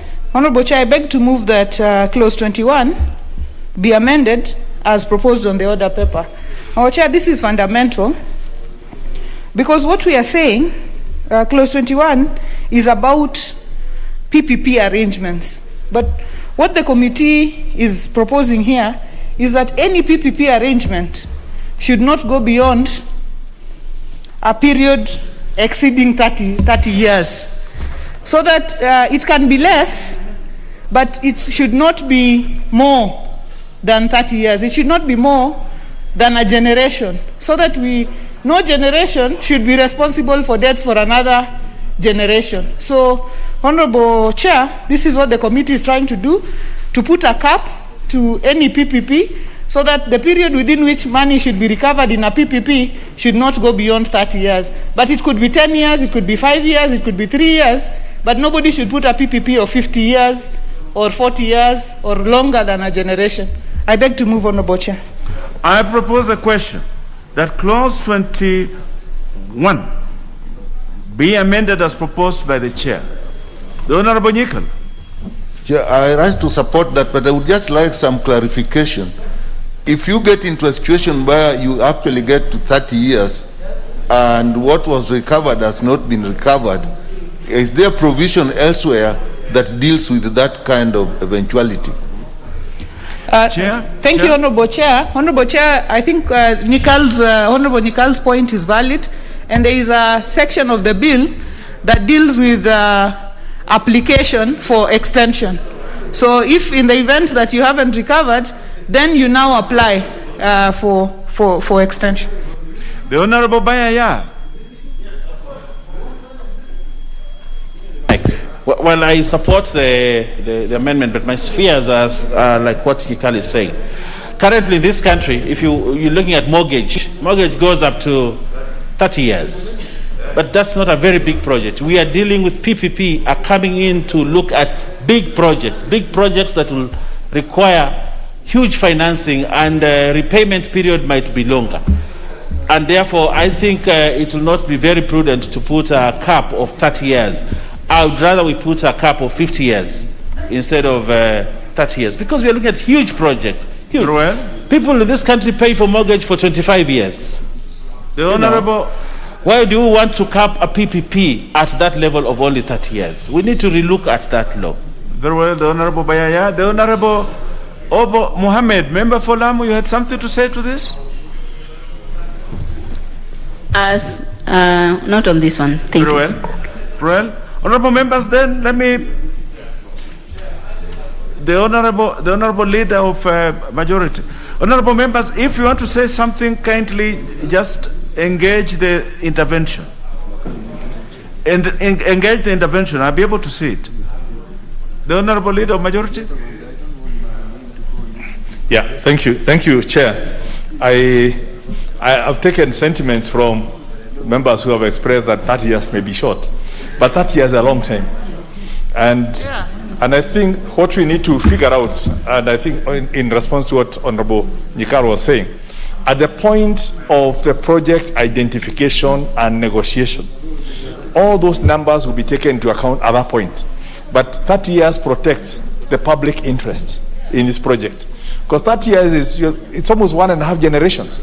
And even within our constitution, if you recall, we on the issue of debt, the constitution requires to balance between current generations and future generations. And hence, because these have an inbuilt contingent liability, you really want to balance between, we need to be cognizant of that requirement within our constitution, that we need to protect the commitments that affect future generations. So I think 30 years is a good balance. The Honorable Makali Mulu.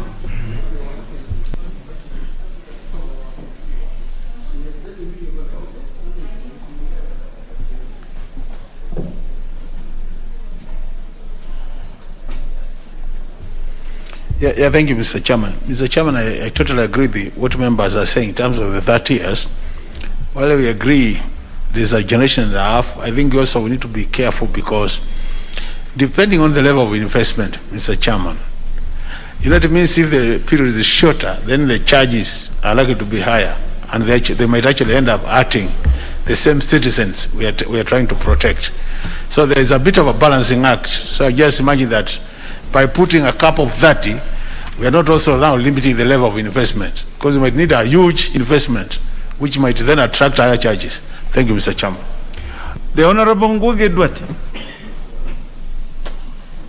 Thank you very much, Chairman. I also want to support and say that 30 years is a very short time, especially for civil works. As Honorable Baya has said, we need to extend it to about 50 years. Even things like geothermal, that is a very short time. Very well. The Honorable Nzengu Mushimi, member for Mwingi North. Thank you, Chairman. I also want to join the rest of the members who have raised issues with the period of time. I think 30 years is a little bit too short, and when you consider a certain project that requires a lot of capital investment and that require many years of construction, for the partners or the private public investors to recoup their money and then hand over certain projects back to the public, I think that years is a little bit too short. So I would rather we go for a year like 50 years, remembering that also the investors who want to put their money may be discouraged by the period of time that they are required to recoup back their money. Thank you. The Honorable Maero, member for Butula. Thank you, Chair. As much as I would consider 30 years to be a short time, Chair, there is a provision that provides for renegotiation, further requests for extension. So if we fix at 30 years, that would be bad. But now that there is a provision for asking for extension of the period, I think we should leave it at 30 years and leave that provision where the people concerned can ask for extension. Thank you. Honorable members, I think you need to make a decision on this. I now put the question that clause 21 be amended as proposed by the chair. Will as members of that opinion say aye? Aye. Will as members of a contrary opinion say nay? Nay. The ayes have it. I now put the question that clause 21 as amended be part of the bill. Will as members of opinion say aye? Aye. Will as members of a contrary opinion say nay? The ayes have it. Clause 22. I propose the question that clause 22 be part of the bill. Chair.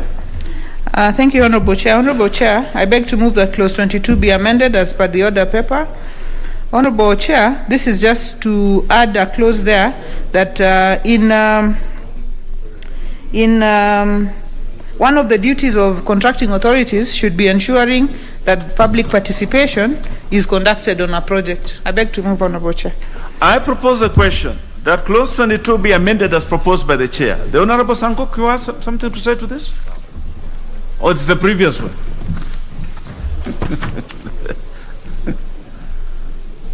The Honorable Sankok. I really wanted to contribute to the previous one. The previous so one. this one, I support the way it is. You have already passed it. Yes. The Honorable Makali Mulu.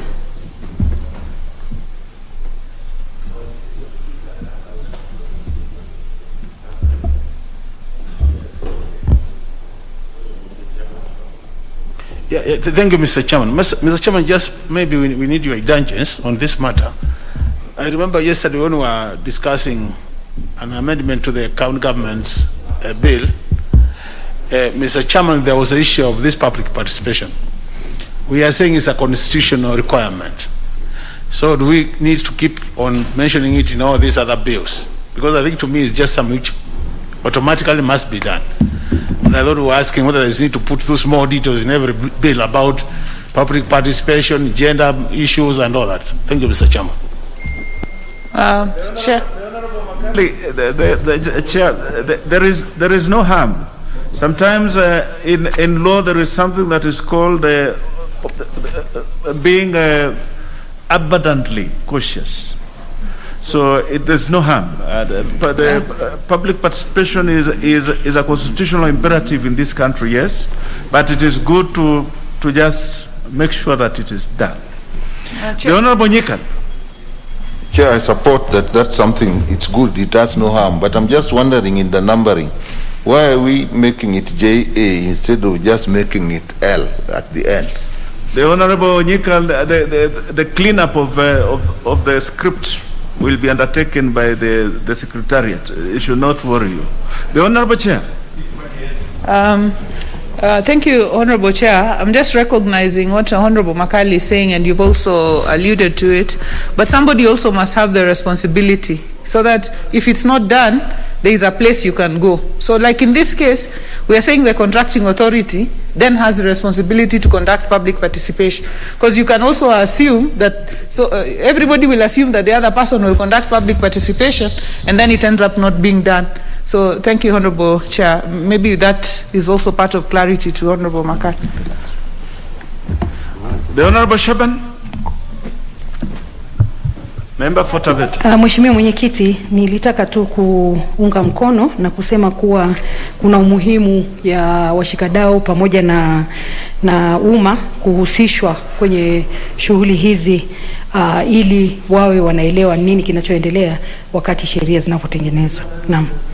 Very well, honorable members, that now put the question that clause 22 be amended as proposed by the chair. Will as members of that opinion say aye? Aye. Will as members of our contrary opinion say nay?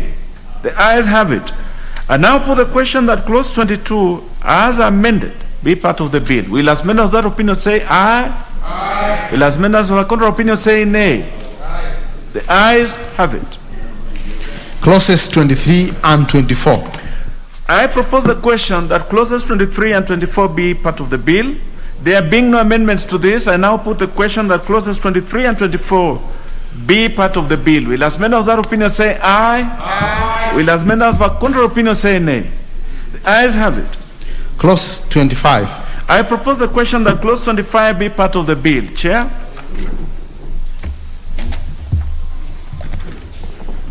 Thank you, Honorable Chair. Honorable Chair, I beg to move that clause 25 be amended as per the order paper. And this is to ensure that any projects that are listed, this regards submission of project lists, that any projects that are listed are part of the national development agenda. So that if right now we are talking about a space of the Big Four and we have our national priorities, we should not come up with a project that is completely outside our priorities and put it in the project list. So this is to just ensure that national government is online. But then also it says that subsection 4, that the Directorate shall notify the committee, the Cabinet Secretary and Cabinet periodically on all projects. Periodically is not a period. So we have decided to say biannually to specify it. So, Honorable Chair, I beg to move.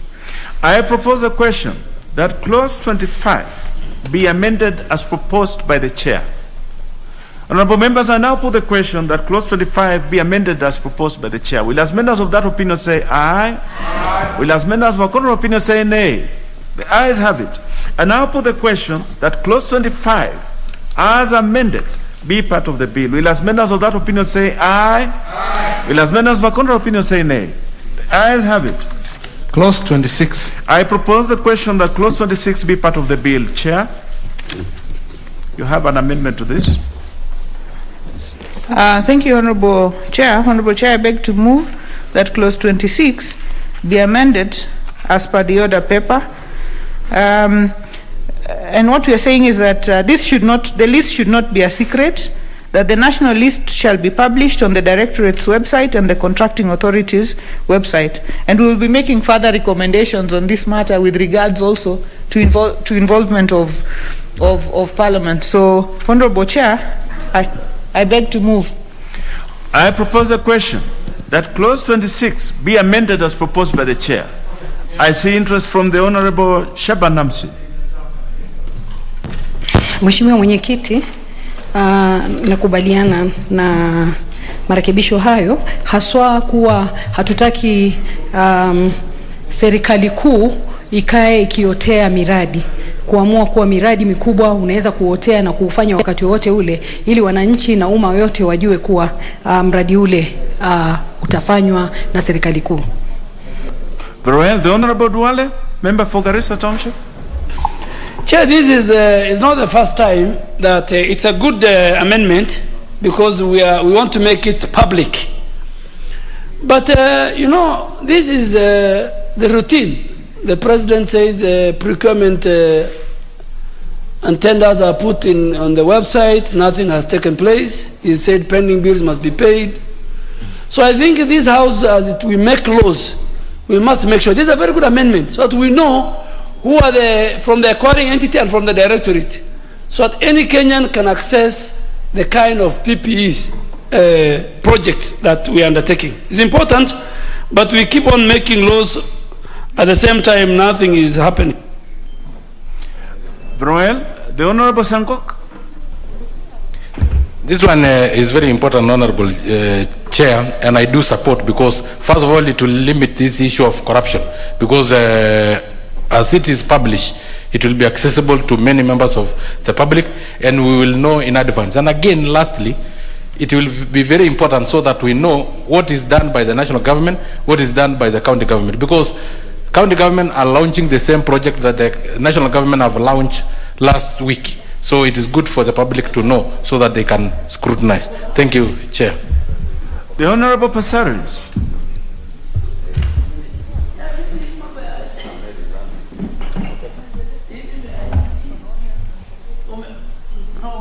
Could you rekey in the Honorable Passaris, member for Nairobi?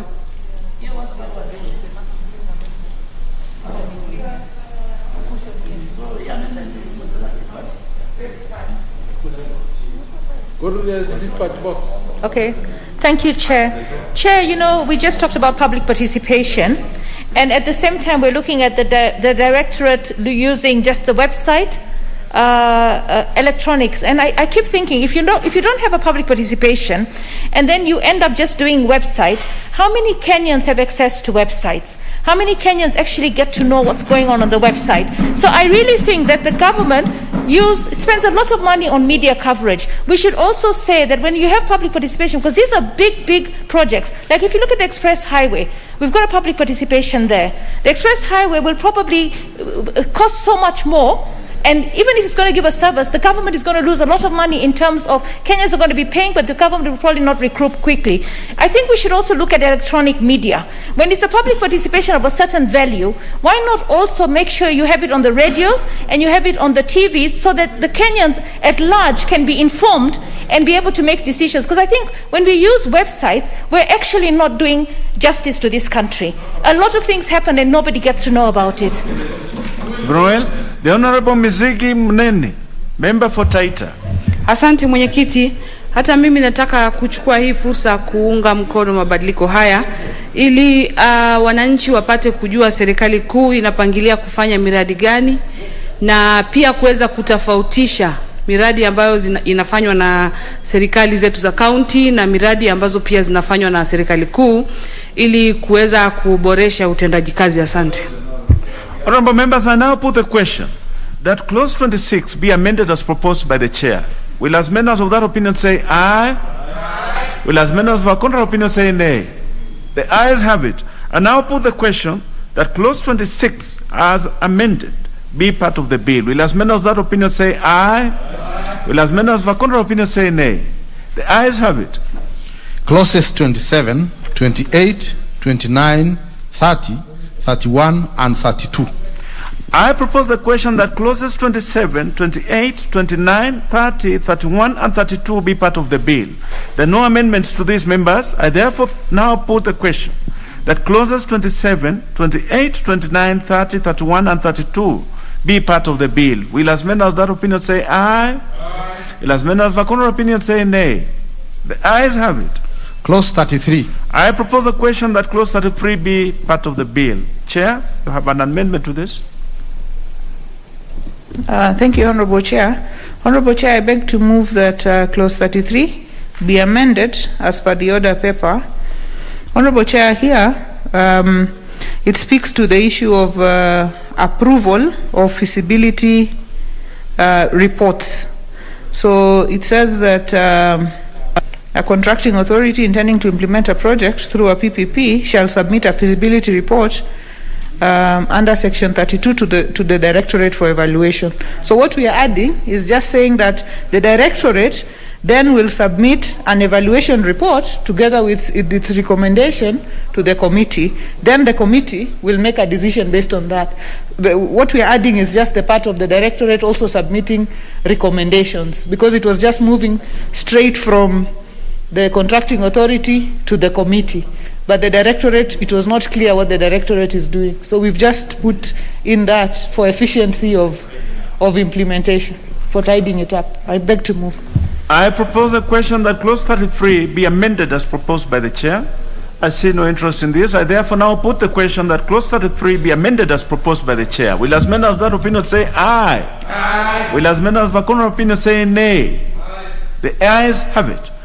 I now put the question that clause 33 as amended be part of the bill. Will as members of that opinion say aye? Aye. Will as members of a contrary opinion say nay? The ayes have it.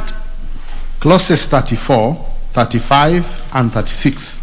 I propose the question that clauses 34, 35, and 36 be part of the bill. There are no amendments to this. I now put the question that clauses 34, 35, and 36 be part of the bill. Will as members of that opinion say aye? Aye. Will as members of a contrary opinion say nay? Ayes have it. Clause 37. I propose the question that clause 37 be part of the bill. Chair. Thank you, Honorable Chair. Honorable Chair, I beg to move that clause 37 be amended as per the order paper, and this regards procurement methods. So during our public participation, the PPOA came and submitted that in addition to direct procurement, privately initiated proposals, and competitive bidding, we should also add restricted bidding. So, Honorable Chair, I beg to move that clause 37 be amended by adding restricted tendering or restricted bidding. Honorable Chair, and 2A, there shall be use of standard bidding documents issued by the Directorate for all these PPP procurements. Honorable Chair, I beg to move. I propose the question that clause 37 be amended as proposed by the chair. I see interest from the Honorable Nyikal. Chair, I have a little concern with D. When you talk of restricted bidding, unless you actually qualify it, you actually open opportunities where bidding can be in such a way that actually people are, it's done in such a way that it favors certain people. So I'm not quite sure whether the committee looked at this in details and why in the first place it wasn't there. I would propose that we remove this amendment of restricted bidding. Honorable Ngugi Ndwati. I really oppose this one. Chairman, I just wanted to, thank you, Chair. I just wanted to support the Chair on 2A. 2A, I really support that because Honorable Chairman, I'm a member of Public Accounts Committee, and we are seeing instances where Treasury is coming up with their own standard documents, and they are messing up the standard documents, so that you find that if you are to implement that contract, the government can lose a lot. So I support. The Honorable Sankok. Chair, I really do oppose completely this issue of restricted bidding, even though I know the public procurement law allows this one. But this is where now corruption meets the road. So I think we should think as this house, since from the first draft there was no this restricted bidding. So let us remain with the first draft instead of now amending to add restricted bidding. This is very dangerous, Honorable Chair. The Honorable Makali. Yeah, thank you, Mr. Chairman. You know, Mr. Chairman, while restricted bidding is part of is actually allowed in the procurement law, but I think, Mr. Chairman, with the level of investment of most of these projects under private partnership, with that kind of level of investment, I think we need to push for open tendering so that we don't have this business of restricted bidding. The Honorable Obara Akinyi, member for Kabondo Kasipur. Thank you, Chairman. I support the committee. Chairman, this is a method of a select number of suppliers who are shortlisted because of their expertise. Mr. Chairman, this method eliminates brokers and briefcase businessmen so that we have people who are specialized in those areas bidding, and we don't waste time, and we don't have brokers and all those people. So I support the committee. Thank you.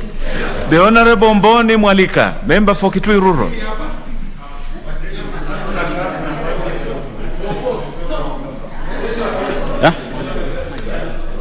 Thank you, Chair. I support this amendment because restricting tendering occurs when there are very few suppliers.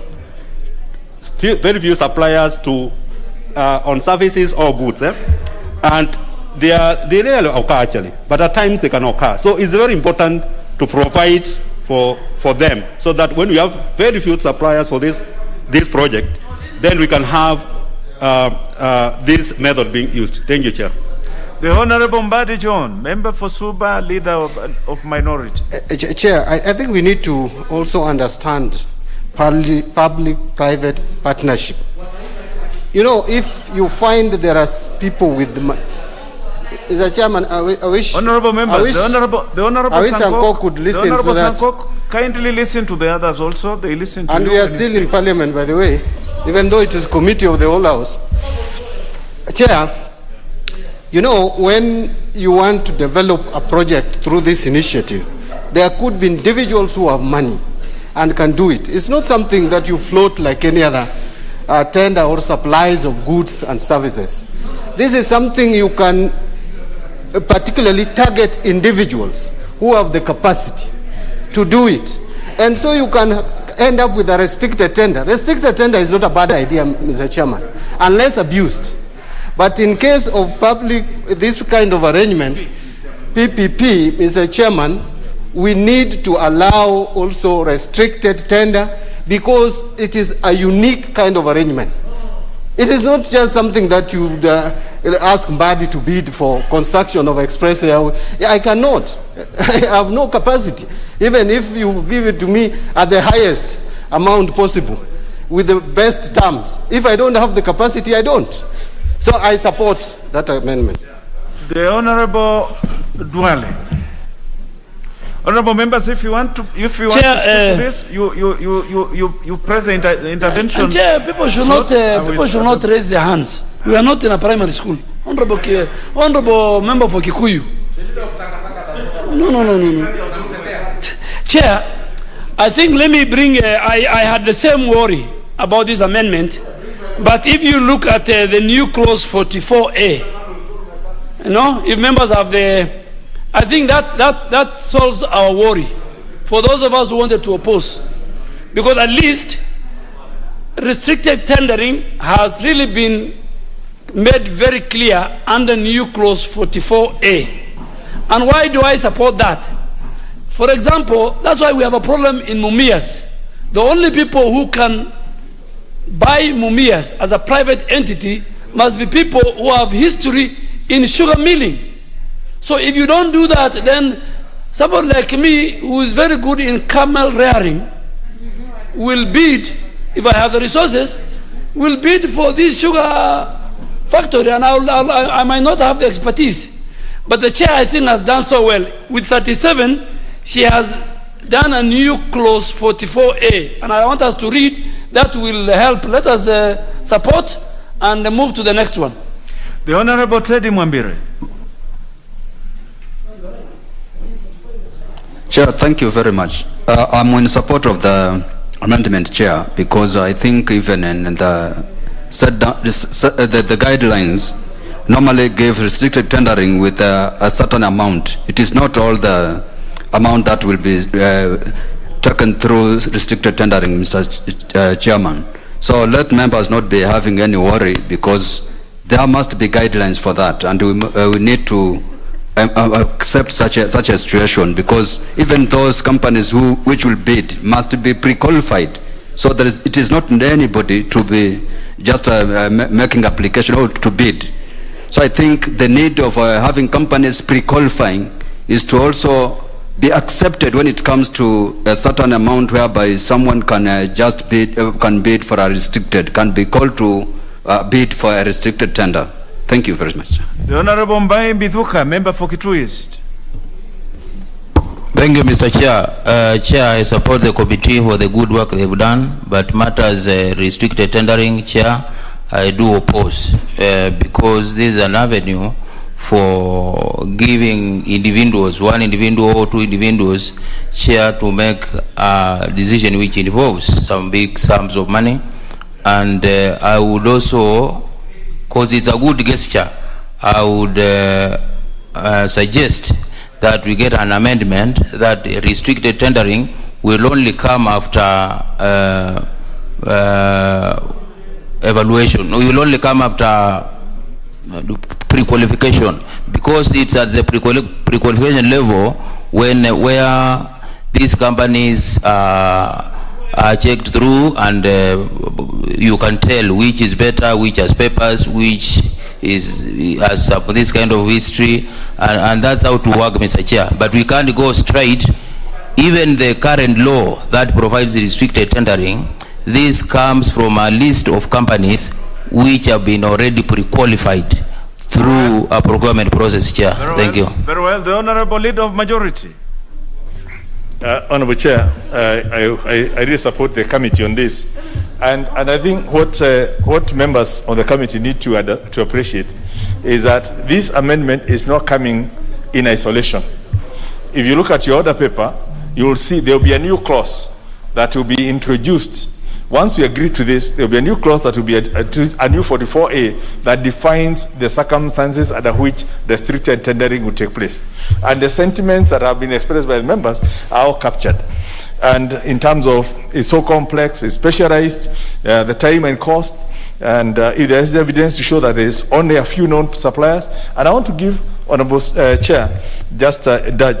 When we were doing the optic fiber cable, the East Africa Marine Systems, there was only 2 companies that could do the surveying for the cable. But if you advertised, you will get all manner of brokers who will say they will do it.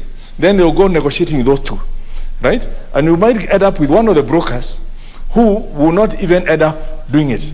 But by knowing that globally there are only 2 companies that can do it, you go to those, you get the time and efficiency, and the cost does not change anyway. So it's in those kind of situations where, you know, for this project, there can only be the following people. And I think that's where it's a variation of the direct procurement, but now you are restricting, but the people must have been pre-qualified, and that's already included there. So let's allow the method. Then when we come to the new clause 44A, members will interrogate and see it's actually being provided for. And I think that's the better route to go than try to lock it out. Very well, Leader of Majority, the Honorable Ishungwa, member for Kikuyu. Thank you, Honorable Speaker. And I want to begin from where the Leader of Majority has stopped at. And that particular case example of the East African Marines cable. If you get all manner of brokers, as the Leader of Majority says, if any of those brokers can offer you a better deal and go and negotiate with those two providers, why not? Because we are talking about public funds being used, and you must ensure that public funds are used in the most prudent and efficient way. I can hear the Leader of Majority saying that these are private funds. It is private funds that private investors are coming to invest in public assets and public goods. At the end of the day, the public will pay through their taxes. When you build a road, you will be charging the public at all for that road. Therefore, Honorable Speaker, I'm not saying that because I want to oppose. I am only saying we should be careful as to what we are doing, Honorable Speaker. If you look at the bill itself, it provides for direct procurement. Direct procurement to me is more evil than restricted tendering. But it is the conditions under which you want to allow direct procurement and the conditions under which you want to allow restricted tendering that matter. Honorable Speaker, I would really want to implore on the chair to, when she comes to 44A, and I say this even as a supporter, but I want to ask her, when you look at the bill on direct procurement, it allows you to go for direct procurement if there is an urgent need for the works or services and any other procurement method is impractical. That is a sure avenue to direct corruption, not direct procurement. That provision. The same way when you go to 44A, sub-article B, when it says that you will allow restricted tendering if the time and cost required to examine and evaluate large number of tenders would be disproportionate to the value of works or services to be procured. That again, for me, opens up an avenue for people to manipulate the processes. I would really want to ask the chair, even as a supporter, to consider moving a further amendment to 44A by deleting B, and probably also under direct procurement to remove the issue of urgency. Urgency is created, and Honorable Mbadi has probably suffered under this with IEBC. When you say that you will restrict, you will go for direct procurement because of the urgency and the time required. You have all the time, Mr. Chair, to determine what you need to do. There is no private investor who will walk into this country to get into some contracts with some urgency without having evaluated what is really required. And I want to support, but I want to urge the committee and the chair to consider deletion of that sub-article F on direct procurement and B on this restricted tendering, Chair. The Honorable Nyenze.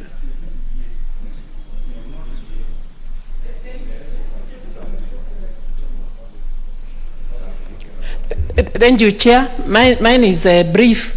I just want members to note that all these methods, direct procurement, restricted tendering, are provided for in the Act, in the PPO Act.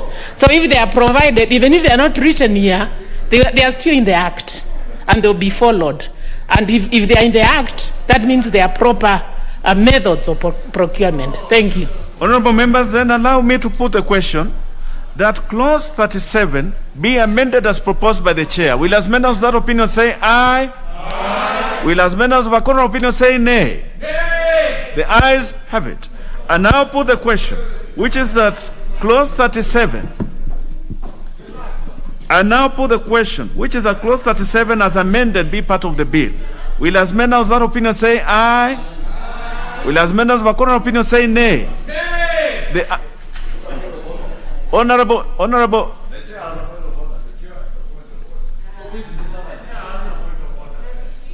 Chair, what is out of order? Thank you, Chair. I'm a bit overtaken by events now, but there was a further amendment I wanted to move so that just for cleaning up, because up here it says restricted bidding, but down there it says restricted tendering. So I just wanted to move that further amendment so that we are on the same. Well, they are on the same page. But this is with 37, because this is listing it, and then what is in 44 is the correct one. So we must list the correct one that we are having in 44A. So, Chair, let me advise you. What you will do is we shall recommit so that I will clean it up. I'm much obliged, Chair. Yes. I now put the question, which is that clause 37 as amended be part of the bill. Will as many of that opinion say aye? Will as many of a contrary opinion say nay? The ayes have it.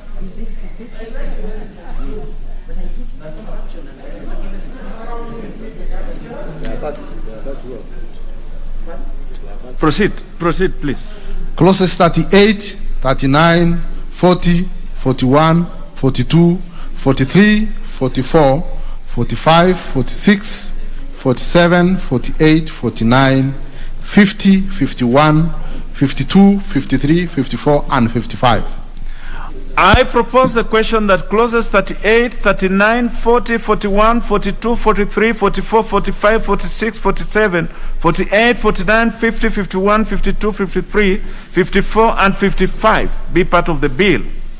There are no amendments to this. I therefore now put the question that clauses 38, 39, 40, 41, 42, 43, 44, 45, 46, 47, 48, 49, 50, 51, 52, 53, 54, and 55 be part of the bill. Will as many of that opinion say aye? Will as many of a contrary opinion say nay? The ayes have it. Clause 56. Honorable members, just before I propose that question, honorable members, sometimes the honorable Odwal, I want to inform members that sometimes, of course, you will press. I have 30 members here who are interested in speaking to any one of the issues here. So you cannot quarrel with the chair that he has not given you an opportunity. You will have an opportunity. The Honorable Odwal, do not worry. You will have an opportunity. I now propose the question that clause 56 be part of the bill. Chair? Thank you, Honorable Chair. Honorable Chair, I beg to move that clause 56 be amended as per the order paper, and it's just an issue of numbering and in anticipation of some new clauses. I beg to move, Chair. I propose the question that clause 56 be part of the bill, be amended as proposed by the Chair. The Honorable Odwal Adhiambo.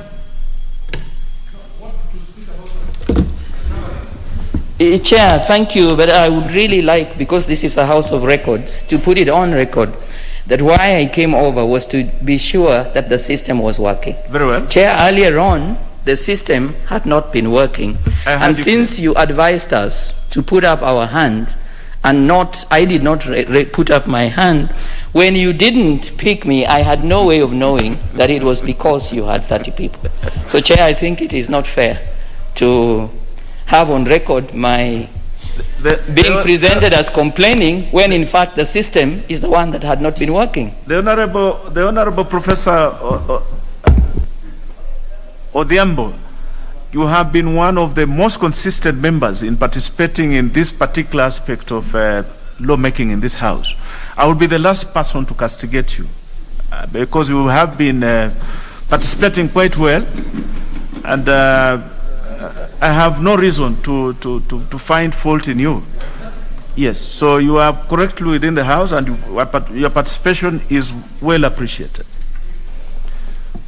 So, honorable members, I therefore now propose the question that clause 56 be amended as proposed by the Chair. Will as many as that opinion say aye?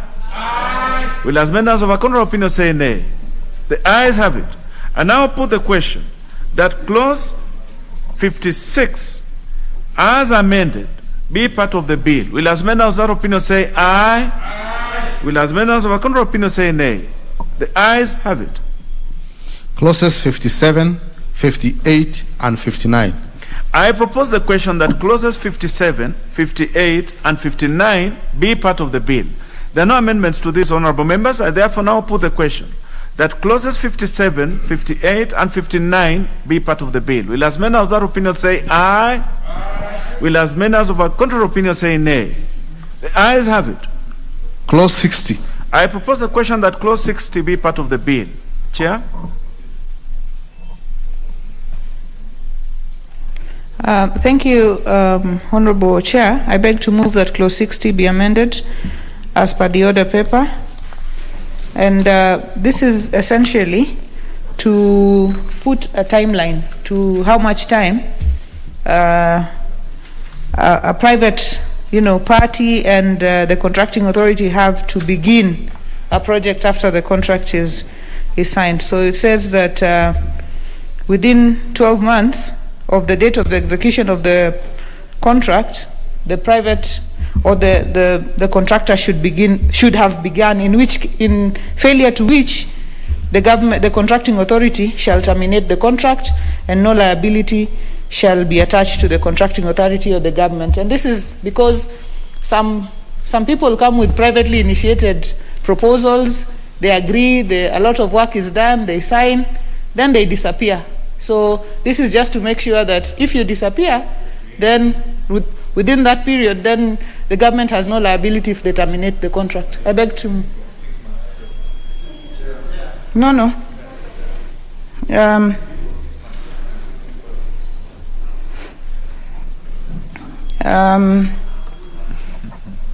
These are new sections. Earlier on, we had thought of 6 months, but we are putting it at 12 months. Thank you, Honorable Chair. I beg to move. I propose the question that Clause 56 be amended as proposed by the Chair. I see a lot of interest in this. We'll start with the Honorable Mboko, Member for Likoni. Thank you, Mr. Speaker, sir. I also want to support this kind of amendment because, Mr. Speaker, sir, everything which is done, it has to have a timeline. If you have a timeline, it will be very effective in terms of the project. And also, we are going to avoid additional costing from the government. Most of the times, there are so many projects which have not taken the time frame as indicated, and after a period of time, there is a need of adding some extra costing to ensure that that project commences. So this is a good proposal, and I support it. The Honorable Oundo Ojiambo, Member for Funyola. Chair, I would imagine the thinking behind the amendment is good and is plausible. The only danger I see, and I thought could be cured under 3, was where there are existing litigation in respect of probably NEMA certification, county government certification, where there are delays in approval of the plans by the county governments and those kind of a thing. For it to have a very definite statement that shall terminate probably might render the whole process a bit untidy. We could have a provision, a discretion, where the procurement entity can look at the mitigating factors and probably negotiate on the project implementation timelines. That's my thought. Those are my thoughts, sir. Very well. The Honorable Dr. Nyikan. Chair, I also agree with the principle, but as Honorable Undo has said, one are issues that may relate to the government itself's processes. But what about if there are issues that are actually beyond the people involved, which you normally would go under force majeure or something unpreventable? Do we need to bring, I know it's not my area, but I've had it before. Do we need to bring that one in? Like you sign and there's a flood or something, or there is some pricing or something. How do we handle those? I just wanted to know how those issues can be handled. The Honorable Nyikal, I hear the Honorable Kamala speaking to Shamala speaking to force majeure, and I'll give an opportunity to speak to this. Thank you, Chair. It is my considered opinion that issues of force majeure and unforeseen circumstances would be addressed within the contract. They always are addressed within the contract and not within the legislation. Very well. Very well spoken. The member for Nairobi, the Honorable Pasaris.